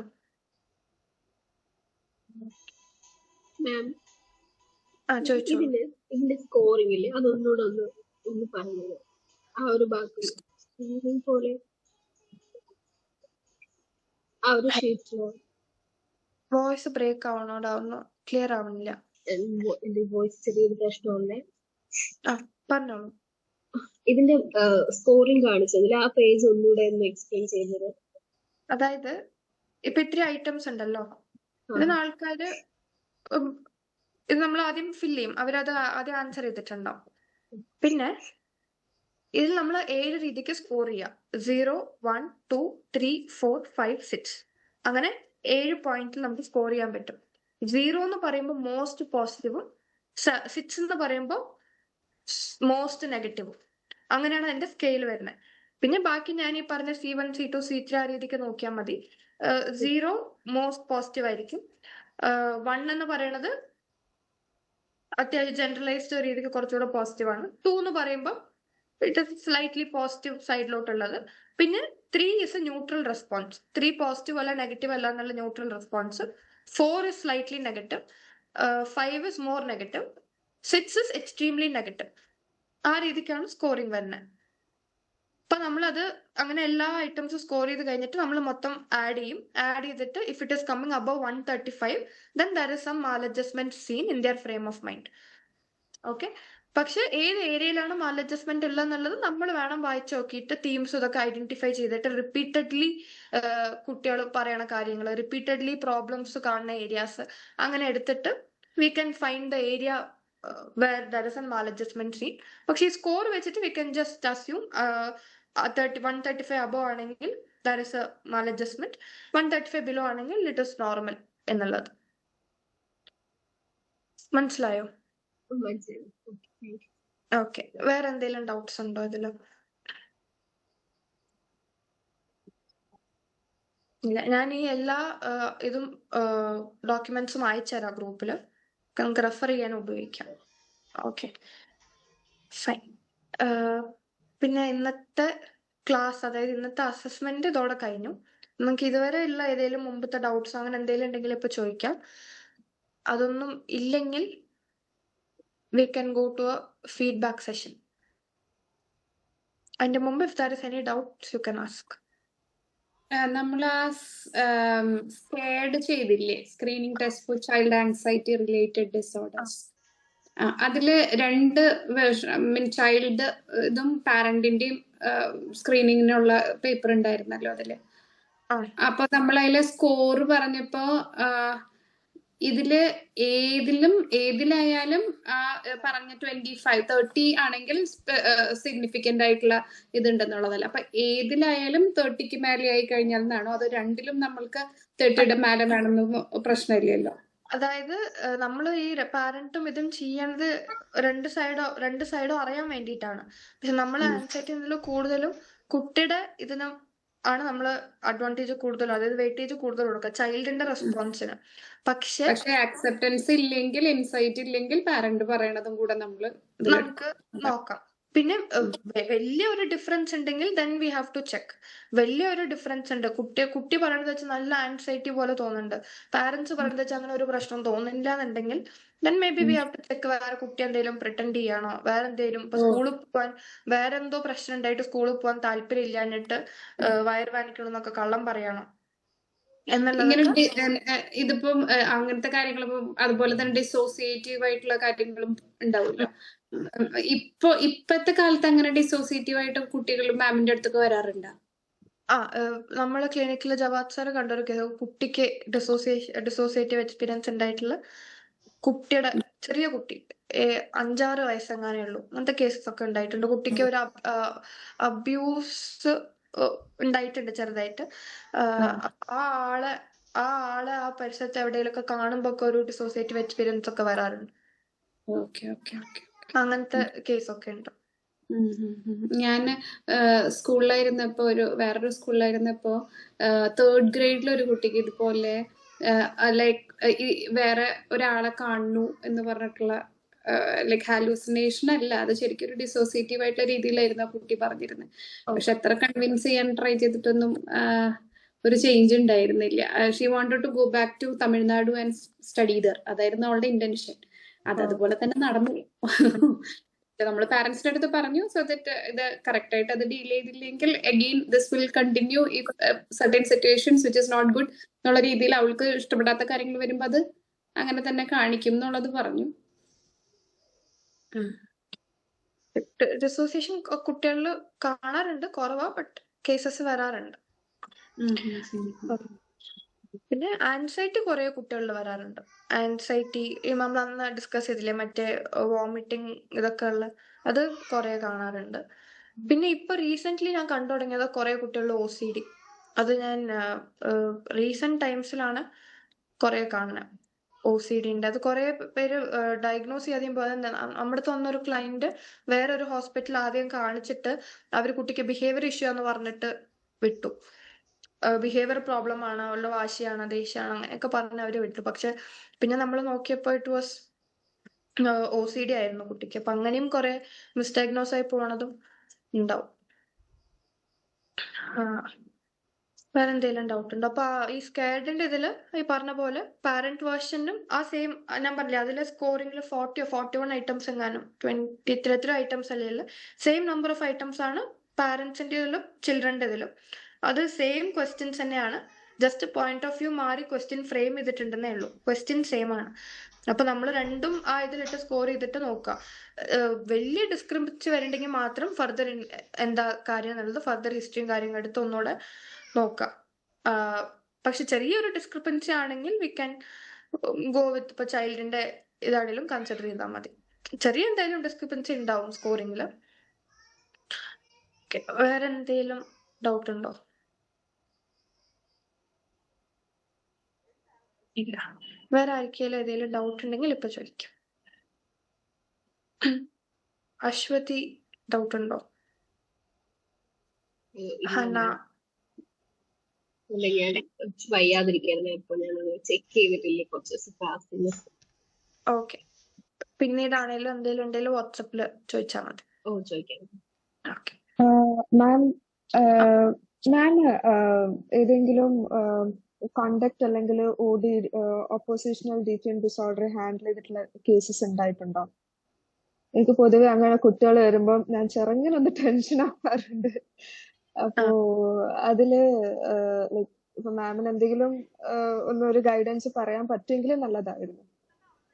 എന്ത് രീതിയില് ഗൈഡൻസാ? ലൈക്ക് എങ്ങനെയാണ് ഇപ്പൊ ഞാൻ ലാസ്റ്റ് മന്ത് ഇവിടെ ഒരു ക്ലിനിക്കിൽ ട്രെയിനിങ്ങിന് പോയിരുന്നു. അപ്പൊ എനിക്ക് തോന്നുന്നു അവിടെ 14-year-old or 15-year-old ബോയ് വന്നിട്ടുണ്ടായിരുന്നു. അപ്പം അത് മോസ്റ്റ്ലി കണ്ടക്ട് ഡിസോർഡർ ആയിരിക്കും. ഓക്കെ. അപ്പം ആ കുട്ടിയുടെ സിംറ്റംസ് ഒക്കെ കണ്ടപ്പം എനിക്ക് പിന്നെ പിന്നീട് അത് മുന്നോട്ട് പോകാൻ ഭയങ്കര ബുദ്ധിമുട്ടായിരുന്നു. അപ്പം ഞാൻ ടോട്ടലി ബ്ലാങ്ക് ആവായിരുന്നു, ഹൗ ഐ ക്യാൻ, ബിക്കോസ് ഇവൻ പിന്നെ എന്നെ അറ്റാക്ക് ചെയ്യോ വഴക്ക് പറയോ ആ ഒരു ടെൻഷൻ എനിക്ക് ഭയങ്കരമായിട്ട് ഉണ്ടായിരുന്നു. So how do I go forward with such clients എന്നുള്ളതാണ്. നമ്മള് കണ്ടക്ട് ഡിസോർഡറിലെ കുട്ടി വരുമ്പോ ഫസ്റ്റ് ഇതായിട്ട് നോക്കണത് അവരിൽ ഗിൽട്ട് വരുത്താന്നുള്ളതാ. ഗിൽട്ട് ഉണ്ടാക്കിയെടുക്കുക, എമ്പത്തി ക്രിയേറ്റ് ചെയ്യാനുള്ള. അപ്പൊ അതിനങ്ങനെ വർക്ക്ഷീറ്റ്സും കാര്യങ്ങളൊക്കെ ഉണ്ട്. പക്ഷെ കണ്ടന്റ് ഡിസോർഡറുള്ള കുട്ടികൾ വർക്ക്ഷീറ്റ്സ് ഒക്കെ ചെയ്യുമ്പോൾ ഭയങ്കര മടിയും, അവര് ചെയ്യില്ല, ഇല്ലാന്ന് വാശി പിടിച്ച് നിൽക്കും, അങ്ങനത്തെയൊക്കെ കാണാറുണ്ട്. പക്ഷെ നമ്മൾ കുറച്ച് അവരടുത്ത് എന്താ എമ്പത്തി, അതായത് നമ്മള് അവരുടെ ഇത് ചാലഞ്ച് ചെയ്യാന്ന് പറയില്ലേ, അവരുടെ ഉണ്ട്. അപ്പൊ അങ്ങനെ നമ്മുടെ എന്റെ അടുത്ത് വന്നൊരു കുട്ടി ഉണ്ടായിരുന്നു. അമ്മയായിട്ടാണ് എപ്പോഴും അടി, എപ്പോഴും അമ്മയായിട്ടാണ് പ്രശ്നം. അപ്പൊ അമ്മേനെ ഇങ്ങനെ എന്തോ പറയും, അമ്മ ഒട്ടും ശരിയല്ല, അങ്ങനെ എങ്ങനെയാന്നൊക്കെ പറയും. അപ്പൊ നമ്മള് മദറിന്റെ സൈഡിൽ നിന്നുള്ള കാര്യങ്ങളൊക്കെ ചോദിക്കും. അപ്പം എന്നോട് ഇഷ്ടമില്ലെങ്കിൽ അവർക്ക് ഇങ്ങനെ ചെയ്യേണ്ട കാര്യമുണ്ടോ? അങ്ങനെ കുറെ ജസ്റ്റ് ഇങ്ങനെ ഒരു വട്ടം പറഞ്ഞാലൊന്നും ആ കുട്ടിക്ക് മനസ്സിലാവാൻ പോകുന്നില്ല. റിപ്പീറ്റഡ് കുറെ ആ കുട്ടിയുടെ മൈൻഡിലുള്ള കുറെ തോട്ട്സിനെ നമ്മൾ ചലഞ്ച് ചെയ്യണം, ആംഗിൾ അവർക്ക് കാണിച്ചു കൊടുക്കണം. അങ്ങനെ പറഞ്ഞ അവരിലൊരു എമ്പത്തി ഉണ്ടാക്കി വരുത്തണം. പിന്നെ ഗിൽട്ട്, അവർ കാര്യങ്ങളിൽ എത്രത്തോളം മറ്റാളെ ഹേർട്ട് ചെയ്തിട്ടുണ്ടാവും എന്നുള്ളത്, അതേപോലെ അവനൊരാൾ ചെയ്ത ഹൗ ഡി ഫീൽ എന്നുള്ള കാര്യങ്ങള്, അങ്ങനത്തെ ഒക്കെ ഇതാക്കുക. പിന്നെ നമ്മള് ചെയ്യണ ഒരു കാര്യമാണ്, അതായത് how does he like others to see him, അതായത് as a student, as a son, as a brother, അങ്ങനെ ലൈഫിലുള്ള ഓരോ റോൾ, ആസ് എ ഫ്രണ്ട് ഒക്കെ വേറെ ആള് എന്നെ എന്ത് രീതിക്ക് കാണണമെന്നാണ് ആഗ്രഹം. ഒരു സണ്ണായിട്ട് what are the qualities you wish that others see in you. അപ്പം അവരിങ്ങനെ കുറച്ച് കാര്യങ്ങൾ പോയിന്റ് ഔട്ട് ചെയ്യുമ്പോൾ ആ ക്വാളിറ്റീസ് ഒന്നും ചിലപ്പോൾ ഇവരിൽ ഇപ്പം ഉണ്ടാവില്ല. അപ്പൊ നമ്മൾ ഓക്കെ, ഈ ക്വാളിറ്റി ഒക്കെ വരുത്താൻ why is it difficult for you, എന്തുകൊണ്ട് നിനക്കിപ്പോ ഈ രീതിക്ക് ബിഹേവ് ചെയ്യാൻ പറ്റണില്ല എന്നുള്ള കാര്യങ്ങൾ. അപ്പൊ അവർക്ക് അവരുടെ ബാരിയർ ആയിരിക്കണം എന്തെങ്കിലുമൊക്കെ പറയുകയാണെങ്കിൽ പിന്നെ അത് എങ്ങനെയാ മാറ്റാന്നുള്ള കാര്യത്തിൽ വർക്ക് ചെയ്യുക. അങ്ങനെയൊക്കെ കൂടുതലും നമ്മൾ അവരുടെ ഒരു സെൽഫ് ഇമേജ് ഇതാക്കുക, സെൽഫ് എസ്റ്റീം. അവര് ഭയങ്കര ഇതായിരിക്കും, എന്താ മറ്റേ നമ്മളോട് ആറ്റിറ്റ്യൂഡ് ഭയങ്കരമായിരിക്കും ആ കുട്ടികളുടെ. സെൽഫ് എസ്റ്റീം വളരെ കുറവായിരിക്കും. കാണുമ്പോൾ തോന്നും ഭയങ്കര കോൺഫിഡന്റ് ആൾക്കാരെന്ന്, പക്ഷെ കണ്ടന്റ് ഡിസോർഡറുള്ള കുട്ടികളിൽ വളരെ ലോ സെൽഫ് എസ്റ്റീം ആയിരിക്കും. അത് മാസ്ക് ചെയ്യാൻ വേണ്ടിയിട്ടാണ് അവരിങ്ങനെ ഉള്ളതൊക്കെ ചെയ്യണം. അപ്പൊ ഒരു ഗിൽട്ട് ഒന്ന് കൊണ്ടുവന്നു കഴിഞ്ഞാൽ പിന്നെ we have to start working in their self esteem also. Starting തുടങ്ങുമ്പോഴേ നമ്മൾ സെൽഫ് എസ്റ്റീമിലൊക്കെ വർക്ക് ചെയ്യുമ്പോൾ അവർ വല്ലാണ്ട് ഡിനൈ ചെയ്യും. കുഴപ്പമൊന്നും ഇല്ലല്ലോ, എനിക്ക് അതിനോട് പേടിയില്ല, എനിക്ക് അങ്ങനത്തെ വിഷമമൊന്നുമില്ല, അങ്ങനെയുള്ളവരൊക്കെ ആയിരിക്കും. അപ്പൊ ആദ്യം ഈ ഗിൽട്ടും എമ്പത്തിയിലൊക്കെ വർക്ക് ചെയ്തിട്ട് പിന്നെ slowly start working on self esteem. പിന്നെ അവരുടെ കാര്യങ്ങൾ നല്ല, അവരെ ഒരിക്കലും നമ്മള് ഈ ചലഞ്ച് ചെയ്യാന്ന് പറഞ്ഞതും ഇറ്റ് ഷുഡന്റ് ബി ലൈക്ക് നമ്മൾ അവരുടെ അഗെയിൻസ്റ്റ് ഇതാക്കണ പോലെ ആവരുത്. അവരുടെ പോയിന്റ് വാലിഡേറ്റ് ചെയ്തിട്ട് ചെയ്യുക, അല്ലെങ്കിൽ നമ്മളായിട്ടുള്ള റാപ്പോർട്ട് ഇതാ. അപ്പൊ പിന്നെ അവര് നമ്മളെ ഒരു ടീച്ചറിനെ പോലെ, ഒരു പാരന്റ് എങ്ങനെയാണ് ബാക്കിയുള്ളവർ ആ കുട്ടീനെ ചീത്ത പറയണ ആ രീതിക്കായിരിക്കും നമ്മളെയും കാണുന്നത്. അപ്പൊ അവര് പറയണ കാര്യങ്ങൾ validate, tell them that you understand why they are thinking that way, എന്തുകൊണ്ട് അവർ അങ്ങനെ ചെയ്തു എന്നുള്ളത് മനസ്സിലാക്കാം. പക്ഷെ നിനക്ക് അങ്ങനെ ഇതായ പോലെ അവർക്കും അവരുടെ കുറെ റിവെഞ്ചിന്റെ ഇതുണ്ടാവും. അതായത് എനിക്കത് വേദനിച്ചാൽ ഞാൻ അവരെ ഡബിൾ വേദനിപ്പിക്കും എന്നുള്ളതൊക്കെ. പക്ഷെ അങ്ങനെ ഡബിൾ വേദനിപ്പിക്കുന്നതുകൊണ്ട് ഇറ്റ്സ് നോട്ട് എ സൊല്യൂഷൻ. എന്റെ പ്രശ്നം അവിടെ സോൾവ് ആയില്ല. പിന്നെ പ്രോബ്ലം സോൾവിങ്ങിന്റെ കുറെ ഇത് നമ്മളെ കുട്ടികളോട് ചെയ്യിപ്പിക്കും. പ്രോബ്ലം സോൾവിങ്ങിന്റെ കുറെ വർക്ക്ഷീറ്റ്സും കാര്യങ്ങളൊക്കെ ഉണ്ട്. നമ്മളെ കുട്ടികളോട് കുറച്ച് അവരുടെ ലൈഫിൽ ഏതൊക്കെ പ്രോബ്ലംസ്, എന്തൊക്കെ സിറ്റുവേഷൻസ് വരുമ്പോഴാണ് അവർക്ക് അതെങ്ങനെ ഡീൽ ചെയ്യേണ്ടതെന്ന് അറിയാത്ത എന്ന കാര്യങ്ങളൊക്കെ ചോദിച്ചിട്ട്, ഇപ്പൊ പറയാണ് അനിയൻ എന്നെ അനോയ് ചെയ്യുമ്പോ, അപ്പൊ അനിയൻ അനോയ് ചെയ്യുമ്പോഴാണ് ഏകദേശം വരുന്നത്. അപ്പൊ ഞാൻ അവനെ എന്തെങ്കിലുമൊക്കെ എടുത്ത് അടിക്കും. അപ്പൊ അത് പ്രശ്നമാവും. പിന്നെ അമ്മ എന്താ പറയും, അങ്ങനെ ദാറ്റ് ഇസ് എ പ്രോബ്ലം. അപ്പൊ അതൊന്നും പറ്റില്ല. അപ്പൊ നമ്മൾ എടുക്കും ഇങ്ങനെ അനിയൻ അനോയ് ചെയ്യണതാണ് is the problem. Now what all are the possible solutions for it, നമുക്കതെങ്ങനെ റിയാക്ട് ചെയ്യാൻ പറ്റും. അപ്പൊ കുട്ടി ഓൾറെഡി എങ്ങനെയാ റിയാക്ട് ചെയ്യാറ് എന്നുള്ളത് നമ്മൾ ചോദിച്ചെടുക്കും. അതിന്റെ കോൺസിക്വൻസസ് എന്തായിരുന്നു എന്നുള്ളത് നോക്കും. ആ കോൺസിക്വൻസസ് ഹെൽപ്ഫുൾ ആയിരുന്നു. നമ്മുടെ പ്രോബ്ലം എന്താ, അനിയൻ അനോയ് ചെയ്യണു. അപ്പൊ നമ്മുടെ ഗോൾ എന്താ, അവൻ അനോയ് ചെയ്യാതിരിക്കണം എന്നുള്ളതാണ് ഗോള്. നമ്മൾ അടിച്ചു എന്ന് വെച്ചിട്ട് അത് മാറിയോ, നമ്മൾ അടിക്കുമ്പോൾ വീണ്ടും അവൻ കൂടുതൽ അനോയ് ചെയ്യും. പിന്നെ പാരന്റ്സ് ഇൻവോൾവ് ആവും, അത് വലിയ പ്രശ്നമാവും, എല്ലാവരും തന്നെ ബ്ലെയിം ചെയ്യും. So that is not going to be a solution for the annoyance. അപ്പൊ നീ ഇപ്പൊ ഇത്രയും ദിവസം യൂസ് ചെയ്തുകൊണ്ടിരിക്കുന്ന സൊല്യൂഷൻ ഇസ് നോട്ട് അപ്രോപ്രിയേറ്റ്. അതിന് പകരം നമുക്ക് വേറെ എന്ത് ചെയ്താൽ നമുക്ക് ആ പ്രശ്നം അവിടെ മാറ്റാൻ പറ്റും എന്നതൊക്കെ കുട്ടിയായിട്ട് ബ്രെയിൻ സ്റ്റോം ചെയ്തിട്ട് ഇങ്ങനെ കുറെ പ്രോബ്ലം സോൾവിങ് സിനാരിയോസ് ഒക്കെ ഇതാക്കും. പിന്നെ കോൺസിക്വൻസസ് ഡയറി പറഞ്ഞ ഒരു കാര്യം, അതായത് കുട്ടികൾ ഇങ്ങനെ അവന്റെ ഓരോ ബിഹേവിയർ എടുത്തിട്ട് ഇതിന്റെ ഒരു കോൺസിക്വൻസ് എന്തൊക്കെയായിരിക്കും, നിന്റെ കരിയറിൽ, നിന്റെ അക്കാഡമിക്സിൽ, നിന്റെ സോഷ്യൽ ലൈഫ്, ഫ്രണ്ട്സ് ആയിട്ടുള്ള റിലേഷൻഷിപ്പ്, സിബ്ലിങ്ങും പാരന്റ്സ് ആയിട്ടുള്ള റിലേഷൻഷിപ്പ്, ഇതിനോടൊക്കെ നിന്റെ ഈ ബിഹേവിയറിന്റെ കോൺസിക്വൻസ് എന്തായിരിക്കും?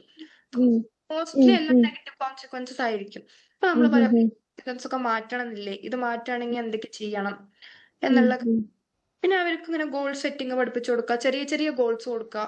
പിന്നെ പാരന്റ് മാനേജ്മെന്റ് ട്രെയിനിങ് ഇത് നല്ലപോലെ കൊടുക്കുക. പാരന്റ്സിനോടും അവന്റെ ചെറിയ ഒരു ചേഞ്ചിനെ പോലും അവര് വല്ലാണ്ട് നോട്ടീസ് ചെയ്ത് അപ്രീഷിയേറ്റും വാലിഡേറ്റ് ഒക്കെ ചെയ്താലേ അവർക്ക് അത് ചെയ്യാനുള്ളൊരു മോട്ടിവേഷൻ ഉണ്ടാവുള്ളൂ.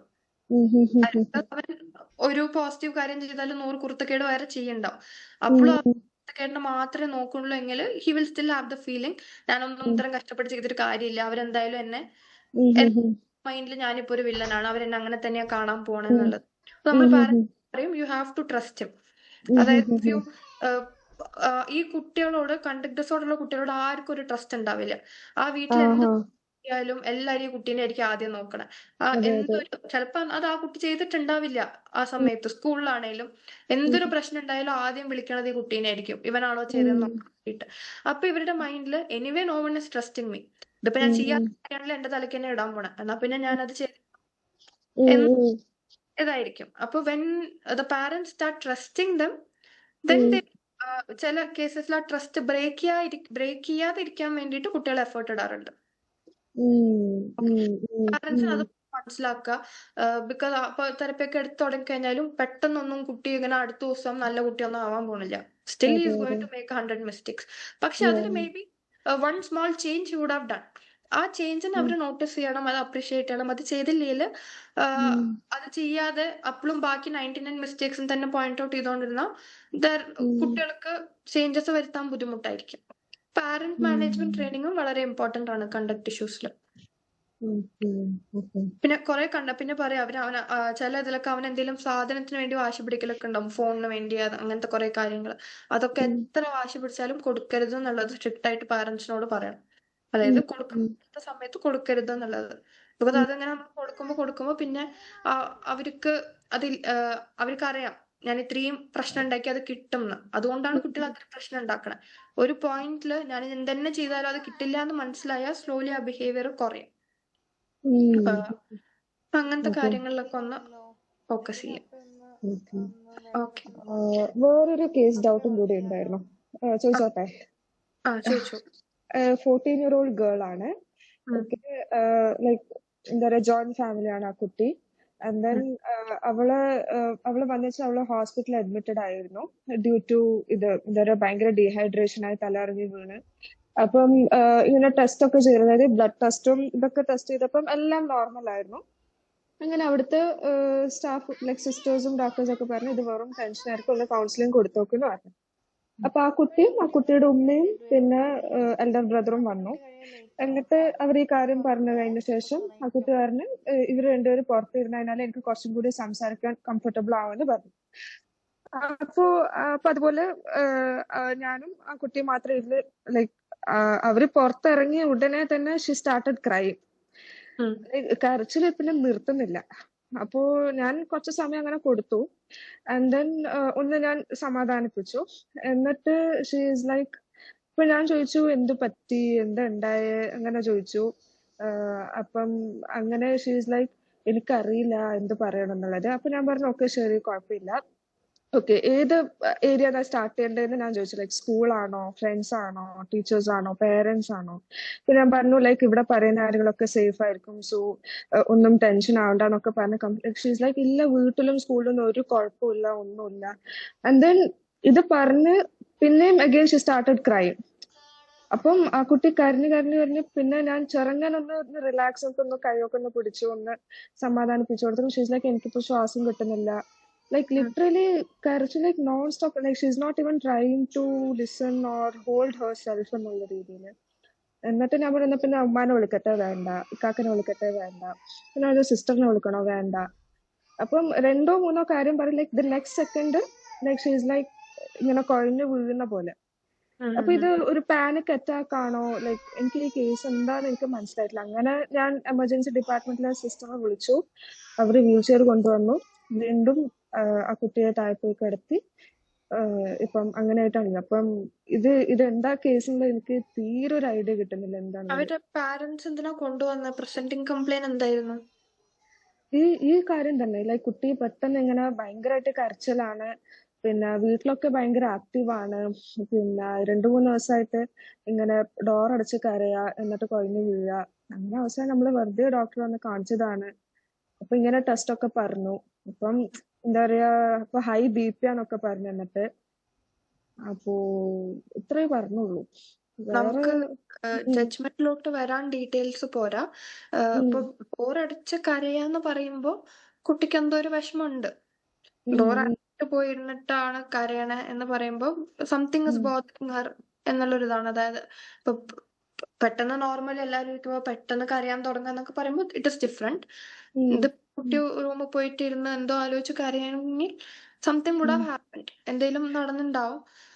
പക്ഷെ കുട്ടി അത് ഓപ്പൺ അപ്പ് ആവാൻ റെഡി അല്ലായിരിക്കും, അല്ലെങ്കിൽ ഓപ്പൺ അപ്പ് ആവാൻ പറ്റുണ്ടാവില്ലായിരിക്കും. അതിനെ കുറിച്ച് പറയാൻ വരുമ്പോഴേക്കും ചിലപ്പോൾ ഇങ്ങനെ ഒരു പാനിക് ഫീൽ ആയിരിക്കും തോന്നുന്നത്. പിന്നെ അത് പാനിക് അറ്റാക്ക് ആണെന്നും എനിക്കിപ്പോ പറയാൻ പറ്റില്ല, ബിക്കോസ് ഞാൻ കണ്ടിട്ടില്ല. എങ്ങനെയാ ബ്രീത്ത്ലെസ്നെസ് ഒക്കെ ഉണ്ടായിരുന്നു. അതുണ്ടായിരുന്നു. ശ്വാസം മുട്ടുന്നു, എനിക്ക് തല ഇറങ്ങുന്നു. അപ്പൊ ഞാൻ പിന്നെ പറഞ്ഞു ഒക്കെ ഒരു 1 to 20 വരെ ഒന്ന് എണ്ണാൻ പറ്റുമോന്നൊക്കെ ചോദിച്ചു. അപ്പൊ അത് പറ്റുന്നുണ്ടായിരുന്നു. അപ്പൊ അത് അഗെയിൻ 5 എണ്ണുമ്പോൾ തന്നെ ഷീസ് അഗെയിൻ എക്സോസ്റ്റഡ്. പിന്നെയും ഒന്ന് ബ്രേക്ക് എടുത്ത് പിന്നെയും ചെയ്യുമ്പോൾ അഗെയിൻ ഷീസ് എക്സോസ്റ്റഡ്. അപ്പൊ പിന്നെ ഞാൻ പറഞ്ഞു ഓക്കെ ശരി കുഴപ്പമില്ല. പിന്നെ ഞാൻ ഉമ്മാനെ മാത്രം ആ കുട്ടി ലൈക്ക് എമർജൻസി വാർഡിൽ പോയപ്പോ ഉമ്മാനെ മാത്രം വിളിച്ചിട്ട് ഞാൻ ചോദിച്ചു ഇതെന്താ ഉണ്ടായിരുന്നത്, ലൈക്ക് യൂഷ്വലി ഇങ്ങനെ ഉണ്ടാവാറുണ്ടോ എന്നൊക്കെ ചോദിച്ചപ്പോ ഷീ സെഡ് ആള് നല്ല സ്മാർട്ട് കുട്ടിയാണ്, ആക്റ്റീവ് ഒക്കെയാണ്, നല്ലോണം പഠിക്കുകയൊക്കെ ചെയ്യും. ബട്ട് ദെൻ എന്തായിരുന്നു പിന്നെ പറഞ്ഞത്, ഒറ്റ മോളാണ് and she is the youngest. 3 childrenല് ഷീ ഈസ് ദ യങ്ങസ്റ്റ്. അപ്പൊ നമ്മൾ അത്രയും പാമ്പർ ചെയ്തിട്ടും ലാളിച്ചിട്ടൊക്കെയാണ് അത്, ലൈക്ക് അങ്ങനെ ദേഷ്യം, ലൈക്ക് അവളുടെ ഉപ്പ പോലും ഭയങ്കര സോഫ്റ്റ് ആണ്. പിന്നെ ഇവളും ഇവളുടെ ബ്രദറുമായിട്ട് ഫൈറ്റ്സ് ഒക്കെ ഉണ്ടാകും. അപ്പം ബ്രദറിന്റെ ഭാഗത്ത് സംസാരിക്കുമ്പോൾ ബ്രദറിനെ മാത്രം സപ്പോർട്ട് ചെയ്യുന്നുള്ളൊരു ഇതും ഉണ്ടാവും. അതേപോലെ തന്നെ ഇവളെ കാര്യം പറയുമ്പോൾ ബ്രദറും പറയും ഒക്കെ അവളെ കാര്യം മാത്രമേ സപ്പോർട്ട് ചെയ്യുന്നുള്ളൂ എന്നുള്ളത്.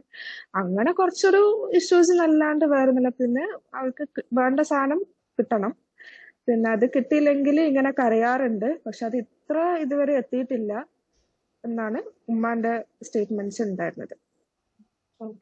എനിക്കിപ്പോ ഇതിൽ കൂടുതൽ എന്തായിരുന്നു പ്രശ്നം എന്ന് പറയാൻ പറ്റില്ല, ബിക്കോസ് നമ്മുടെ അത്ര ഡീറ്റെയിൽസ് ഇല്ല. ബട്ട് കേട്ടിട്ട് തോന്നണത് എന്തോ കുട്ടിക്ക് പറയാനുണ്ട്, സംതിങ് എന്തോ ഉണ്ട്. പക്ഷെ she is not being able to open up about it. അല്ലെങ്കിൽ അവൾ അത്ര ഇതായിട്ട് ഉമ്മേനെയും ബ്രദറിനെയും പുറത്തു പോവാൻ പറഞ്ഞല്ലോ. അപ്പൊ എന്തോ ഉണ്ട് കുട്ടിക്ക്, അപ്പൊ അവരുടെ അടുത്ത് പറയാൻ പറ്റാത്ത എന്തോ ഉണ്ട്. അപ്പൊ അവര് പുറത്തു പോയപ്പോ തുടങ്ങി, ബട്ട് അത് പറയാനും പറ്റണില്ല എന്നുള്ളൊരു ബുദ്ധിമുട്ട്.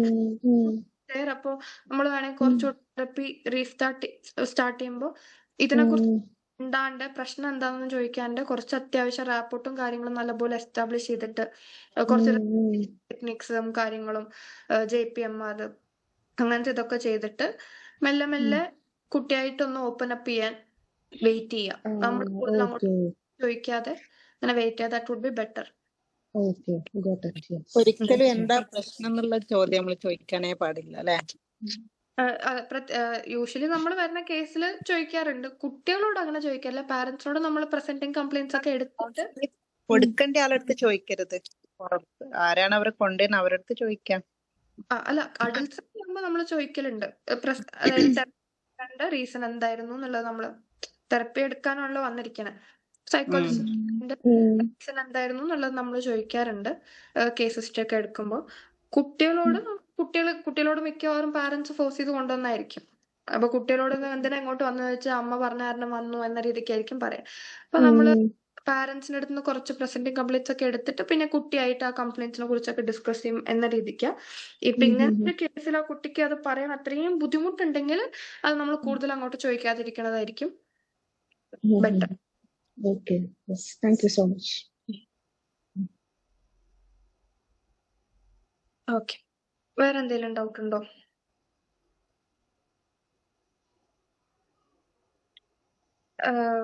വേറെ ഡൗട്ട് ഒന്നും ഇല്ലെങ്കിൽ നമുക്ക് ക്ലാസ് വൈൻഡ് അപ്പ് ചെയ്യാം. എന്നിട്ട് നിങ്ങൾ എല്ലാവരും ഒന്ന് ഗ്രൂപ്പില് ഫീഡ്ബാക്ക് ടൈപ്പ് ചെയ്തിട്ടാൽ ഹെൽപ്ഫുൾ ആയിരിക്കും. അതിൽ പോസിറ്റീവ്സും നെഗറ്റീവ്സും പിന്നെ എന്തെങ്കിലും ഇമ്പ്രൂവ്മെന്റ്, അതായത് അടുത്ത ഇപ്പൊ നമ്മൾ അഡൾട്ടിന്റെ എടുക്കാൻ ഒരു പ്ലാൻ ഉണ്ട്. അത് ഇതുവരെ നമ്മൾ ചെയ്തിട്ടില്ല. ഇതിപ്പോ ചൈൽഡിന്റെ സെക്കൻഡ് ബാച്ചാ. അഡൾട്ടിന് നമ്മളിപ്പോൾ ചെയ്യുകയാണെങ്കിൽ അത് ഫസ്റ്റ് ബാച്ച് ആയിരിക്കും. അഡൾട്ടിന്റെ കുറച്ച് ഇങ്ങനത്തെ ഡിപ്രഷന്റെ ഇൻവെന്ററീസ്, ആൻസൈറ്റിന്റെ അങ്ങനത്തെ കുറെ കാര്യങ്ങളൊക്കെ വെച്ചിട്ട് അപ്പോൾ എന്തെങ്കിലും സജഷൻസ് ഇനി ആ ക്ലാസ്സിൽ ഇന്ന രീതിക്കാണെങ്കിൽ, ഈവൻ ഇപ്പോൾ ഡേയ്സ് ആണെങ്കിൽ ടൈമിങ്സിന്റെ സജഷൻ ആണെങ്കിലും ഓക്കെ.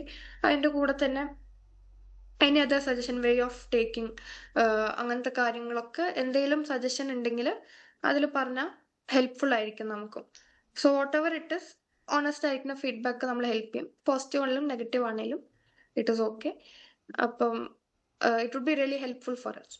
അപ്പൊ ഗ്രൂപ്പിൽ എല്ലാവരും ഒന്ന് ഫീഡ്ബാക്ക് ഇടാം. ഓക്കെ. പിന്നെ അഡൽട്സിന്റെ ഇതുപോലത്തെ ടെസ്റ്റ് തന്നെയാണോ? ഇതുപോലത്തെ ഇങ്ങനത്തെ സൈക്കോമാറ്റിക് ഇങ്ങനെ സ്കോറിംഗ് ചെയ്തിട്ടുള്ള അങ്ങനെയുള്ളതാണോ? സ്കോറിംഗ് ഒക്കെ ഇല്ല. പിന്നെ അതിൽ IQ ടെസ്റ്റ് ഉണ്ടാവില്ല. ഇതിൽ നമ്മൾ കുറെ IQ ടെസ്റ്റും കാര്യങ്ങളൊക്കെ ഉണ്ടായിരുന്നല്ലോ. അതിൽ കൂടുതൽ ഡിപ്രഷൻ, ആൻസൈറ്റി, പിന്നെ അതിലും സെന്റൻസ് കംപ്ലീറ്റ്. സാർ കുറച്ച് പ്രൊജക്റ്റീവ് ടെസ്റ്റ് ആഡ് ചെയ്യണമെന്ന് പറഞ്ഞിട്ടുണ്ട്. പക്ഷെ നമ്മൾ നോക്കട്ടെ, അത് ഓൺലൈനായിട്ട് പഠിപ്പിക്കാനുള്ള പ്രാക്ടിക്കാലിറ്റി ചെക്ക് ചെയ്തിട്ട് നമ്മളത് പ്ലാൻ ചെയ്യുന്നുണ്ട്. ഏതൊക്കെ ടെസ്റ്റ് ആയിരിക്കും ഇൻക്ലൂഡ് ചെയ്യണമെന്ന് പറഞ്ഞിട്ട് നമ്മളൊരു പോസ്റ്റർ റിലീസ് ചെയ്യും. അപ്പൊ നിങ്ങളത് നോക്കിയാൽ മതി. ഒരു 10-15 ടെസ്റ്റ് ഉണ്ടാവും. നമ്മൾ കോമൺലി പേഴ്സണാലിറ്റി ഇൻവെന്ററീസ്, പേഴ്സണാലിറ്റി മറ്റേ ബോർഡർ ലൈൻ പേഴ്സണാലിറ്റി, OCPD, അങ്ങനെ കുറെ പേഴ്സണാലിറ്റീസ് ഐഡന്റിഫൈ ചെയ്യാനുള്ള സ്ക്രീനിങ് ടെസ്റ്റും കാര്യങ്ങളും, ഡിപ്രഷൻ, ആൻസൈറ്റി, സ്ട്രെസ് അതിന്റെ ഇതും, പിന്നെ ചിലപ്പോൾ സെക്ഷൽ ഫങ്ഷനിങ്ങിന്റെ കാര്യങ്ങൾ, അങ്ങനത്തെ നമ്മൾ കോമൺലി യൂസ് ചെയ്യണ കുറച്ച് ടെസ്റ്റുകൾ വെച്ചിട്ട് നമ്മൾ പ്ലാൻ ചെയ്തിട്ട് ഏതൊക്കെ നമുക്ക് ഓൺലൈനിൽ എടുക്കാൻ പറ്റുക, അതിന്റെ മെറ്റീരിയൽസ് ഒക്കെ പ്രൊവൈഡ് ചെയ്യാനും സ്കോറിംഗ് ഒക്കെ അവൈലബിൾ ആയിരിക്കുന്ന കാര്യങ്ങൾ സെലക്ട് ചെയ്തിട്ട് നമ്മളൊന്ന് സാർ അത് റിലീസ് ചെയ്യും. അപ്പം നോക്കിയാൽ മതി. ഇതില് ഡാറ്റ് ഇല്ലേ, ഡിഫറൻഷ്യൽ ആപ്റ്റിറ്റ്യൂഡ് ടെസ്റ്റ്, അത് നമ്മൾ ചെയ്തിട്ടില്ലല്ലോ. ഡാറ്റോ അങ്ങനെ ഒരു ടെസ്റ്റ് ഇവരൊക്കെ ചെയ്യുന്നുണ്ട്. ഈ 10th പ്ലസ് 2 ഒക്കെ കഴിഞ്ഞ ആൾക്കാർക്ക് അവർക്ക് ഏതിലാണ് താല്പര്യം എന്നൊക്കെ അറിയാൻ വേണ്ടിയിട്ടുള്ള ടെസ്റ്റ്. ഞാൻ അത്ര അവയർ അല്ല ആ കാര്യം. ഞാൻ ഇതുവരെ കേട്ടിട്ടില്ല ആ ടെസ്റ്റ്. ആപ്റ്റിറ്റ്യൂഡ് ടെസ്റ്റ് ആയിരിക്കും. അതിങ്ങനെ സ്കൂളിൽ ചെയ്യണതായിരിക്കും അല്ലേ? സ്കൂളിലല്ല, തോന്നുന്നു അല്ലേ? കരിയർ ഗൈഡൻസിന് വേണ്ടി യൂസ് ചെയ്യണത്. കരിയർ ഗൈഡൻസിന് വേണ്ടിയിട്ടുള്ള. ഞാൻ കേട്ടിട്ടില്ല, ഡാറ്റിനെ കുറിച്ച് കേട്ടിട്ടില്ല. ഓക്കെ മാം, കുറച്ച് ബിഹേവിയറൽ മോഡിഫിക്കേഷൻ ടെക്നിക്സിന്റെ എന്തെങ്കിലും സെഷൻ ഒക്കെ ഉണ്ടെങ്കിൽ അത് സാർ നമ്മൾ പറഞ്ഞായിരുന്നു, അതും ഡിസ്കസ് ചെയ്തായിരുന്നു. അത് നമ്മൾ ഇങ്ങനെ വലിയ ക്ലാസ് ആയിട്ടല്ല, ചെറിയ ഒരു ഫീസിന് മേ ബി ഒരു 3 days അല്ലെങ്കിൽ ഒരു 4-5 days ഒരു കണ്ടന്റ് ആയിട്ട് മേ ബി വെക്കുമായിരിക്കും. അതും പ്ലാൻ ചെയ്യുന്നുണ്ട്. അത് നോക്കട്ടെ, കുറച്ച് പേര് ഇൻട്രസ്റ്റഡ് ആണെങ്കിൽ, അറ്റ്ലീസ്റ്റ് ഒരു 10-15 പേരൊക്കെ ഉണ്ടെങ്കിൽ എടുക്കാൻ പറ്റും. അപ്പൊ കുറച്ച് പേര് ഇൻട്രസ്റ്റഡ് ആണെങ്കിൽ നമ്മള് നോക്കാം, റിലീസ് ചെയ്യാം.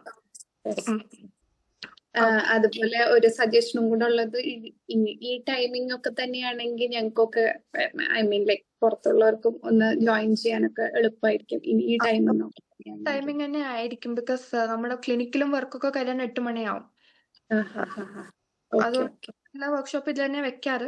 ജസ്റ്റ് എനിക്ക് നിങ്ങൾക്ക് വേറെ സജഷൻ ഉണ്ടെങ്കിൽ ഇതിൽ ചോദിച്ചത്. അപ്പൊ if this is good then okay. പിന്നെ മാം, ക്ലാസ് വളരെ നല്ല ക്ലാസ് ആയിരുന്നു. ഞങ്ങൾക്ക് വളരെ ക്ലിയർ ആയിട്ട് എക്സ്പ്ലെയിൻ ചെയ്തൊക്കെ തന്നു. അതിന് മാമിനോട് താങ്ക് യു പറയണു. നല്ല പേഷ്യൻസ് ഉണ്ട് മാമിന്. അതുപോലെ കുറെ കാര്യങ്ങൾ നമ്മൾ ഇതിൽ നിന്ന് പഠിച്ചു. ലൈക്ക് കുറെ എക്സ്പീരിയൻസുകളും കുറെ കാര്യങ്ങൾ റിലേറ്റ് ചെയ്യാനും ഒരു ബിഹേവിയറൽ ചെക്ക് ലിസ്റ്റും അതുപോലത്തെ കാര്യങ്ങളൊക്കെ കിട്ടിയപ്പോൾ എനിക്ക് വളരെ സന്തോഷമായി. ബിക്കോസ് നമ്മൾക്ക് ഒരു സ്കൂളിൽ എങ്ങനെ അത് കുട്ടികളുടെ ബിഹേവിയറൽ സ്ക്രീനിങ് ചെയ്യാം, അല്ലെങ്കിൽ എന്താണ് ഇഷ്യൂ എന്ന് അറിയാനൊക്കെയുള്ള, അപ്പൊ ഞങ്ങൾക്ക് ആപ്റ്റ് ആയിട്ടുള്ള കുറെ ടെസ്റ്റുകൾ കയ്യിൽ കിട്ടിയപ്പോൾ ഭയങ്കര സന്തോഷം. ക്ലാസ്സും ഭയങ്കര ഇൻട്രസ്റ്റിംഗ് ആണ്. നമുക്ക് അത്രയും നന്നായി ഞങ്ങൾ കേട്ടിരിക്കാനും മനസ്സിലാക്കാനും ഒക്കെ പറ്റിയിട്ടുണ്ട്. So thank you so much. വേറെ എന്തെങ്കിലും സജഷൻസ്, വേറെ എന്തെങ്കിലും ഞങ്ങൾക്ക് പറയാനുണ്ടെങ്കിൽ ഞങ്ങൾ ഗ്രൂപ്പിലിടാം. Thank you ma'am. Thank you ma'am. Best class ആയിരുന്നു. മാമിന്റെ പേഷ്യൻസ് നന്നായി എക്സ്പ്ലെയിൻ ചെയ്തു. അത് എത്രയും സിമ്പിൾ ഇതിൽ എക്സ്പ്ലെയിൻ ചെയ്യാൻ പറ്റുന്നു അത്രയും നമ്മളെ എക്സാമ്പിൾസ് ഒക്കെ ആയിട്ടും നന്നായിട്ട് മനസ്സിലാക്കാൻ പറ്റുന്ന ഒരു ക്ലാസ് ആയിരുന്നു. Thank you for your effort and especially Jawab സാറിന്റെ ഈ ഒരു ഇനിഷ്യേറ്റീവിനും thanks for. Thank you. Thank you. അപ്പം ഓക്കെ, ഗുഡ് നൈറ്റ്. എല്ലാവരും ഗ്രൂപ്പിൽ ഒന്ന് ഫീഡ്ബാക്ക് ഇടണേ. Would be really helpful. Hello. Thank നല്ല തന്നെ എല്ലാവരും പറഞ്ഞ പോലെ തന്നെ നല്ല ക്ലാസ് ആയിരുന്നു. ഒരുപാട് ടെസ്റ്റുകൾ പഠിക്കാൻ പറ്റി. അത് വളരെ നല്ല രീതിയിൽ മനസ്സിലാക്കി തന്നിട്ടുണ്ട്. പിന്നെ ക്ലാസ്സിന്റെ ഇടയിൽ പോലും ഡൗട്ട് ചോദിച്ചാൽ യാതൊരു പ്രയാസം ഇല്ലാതെ പറഞ്ഞു തരുന്നുണ്ട്. നല്ല ക്ലാസ് ആയിരുന്നു. മാഷാ അല്ലാഹ്. Thank U.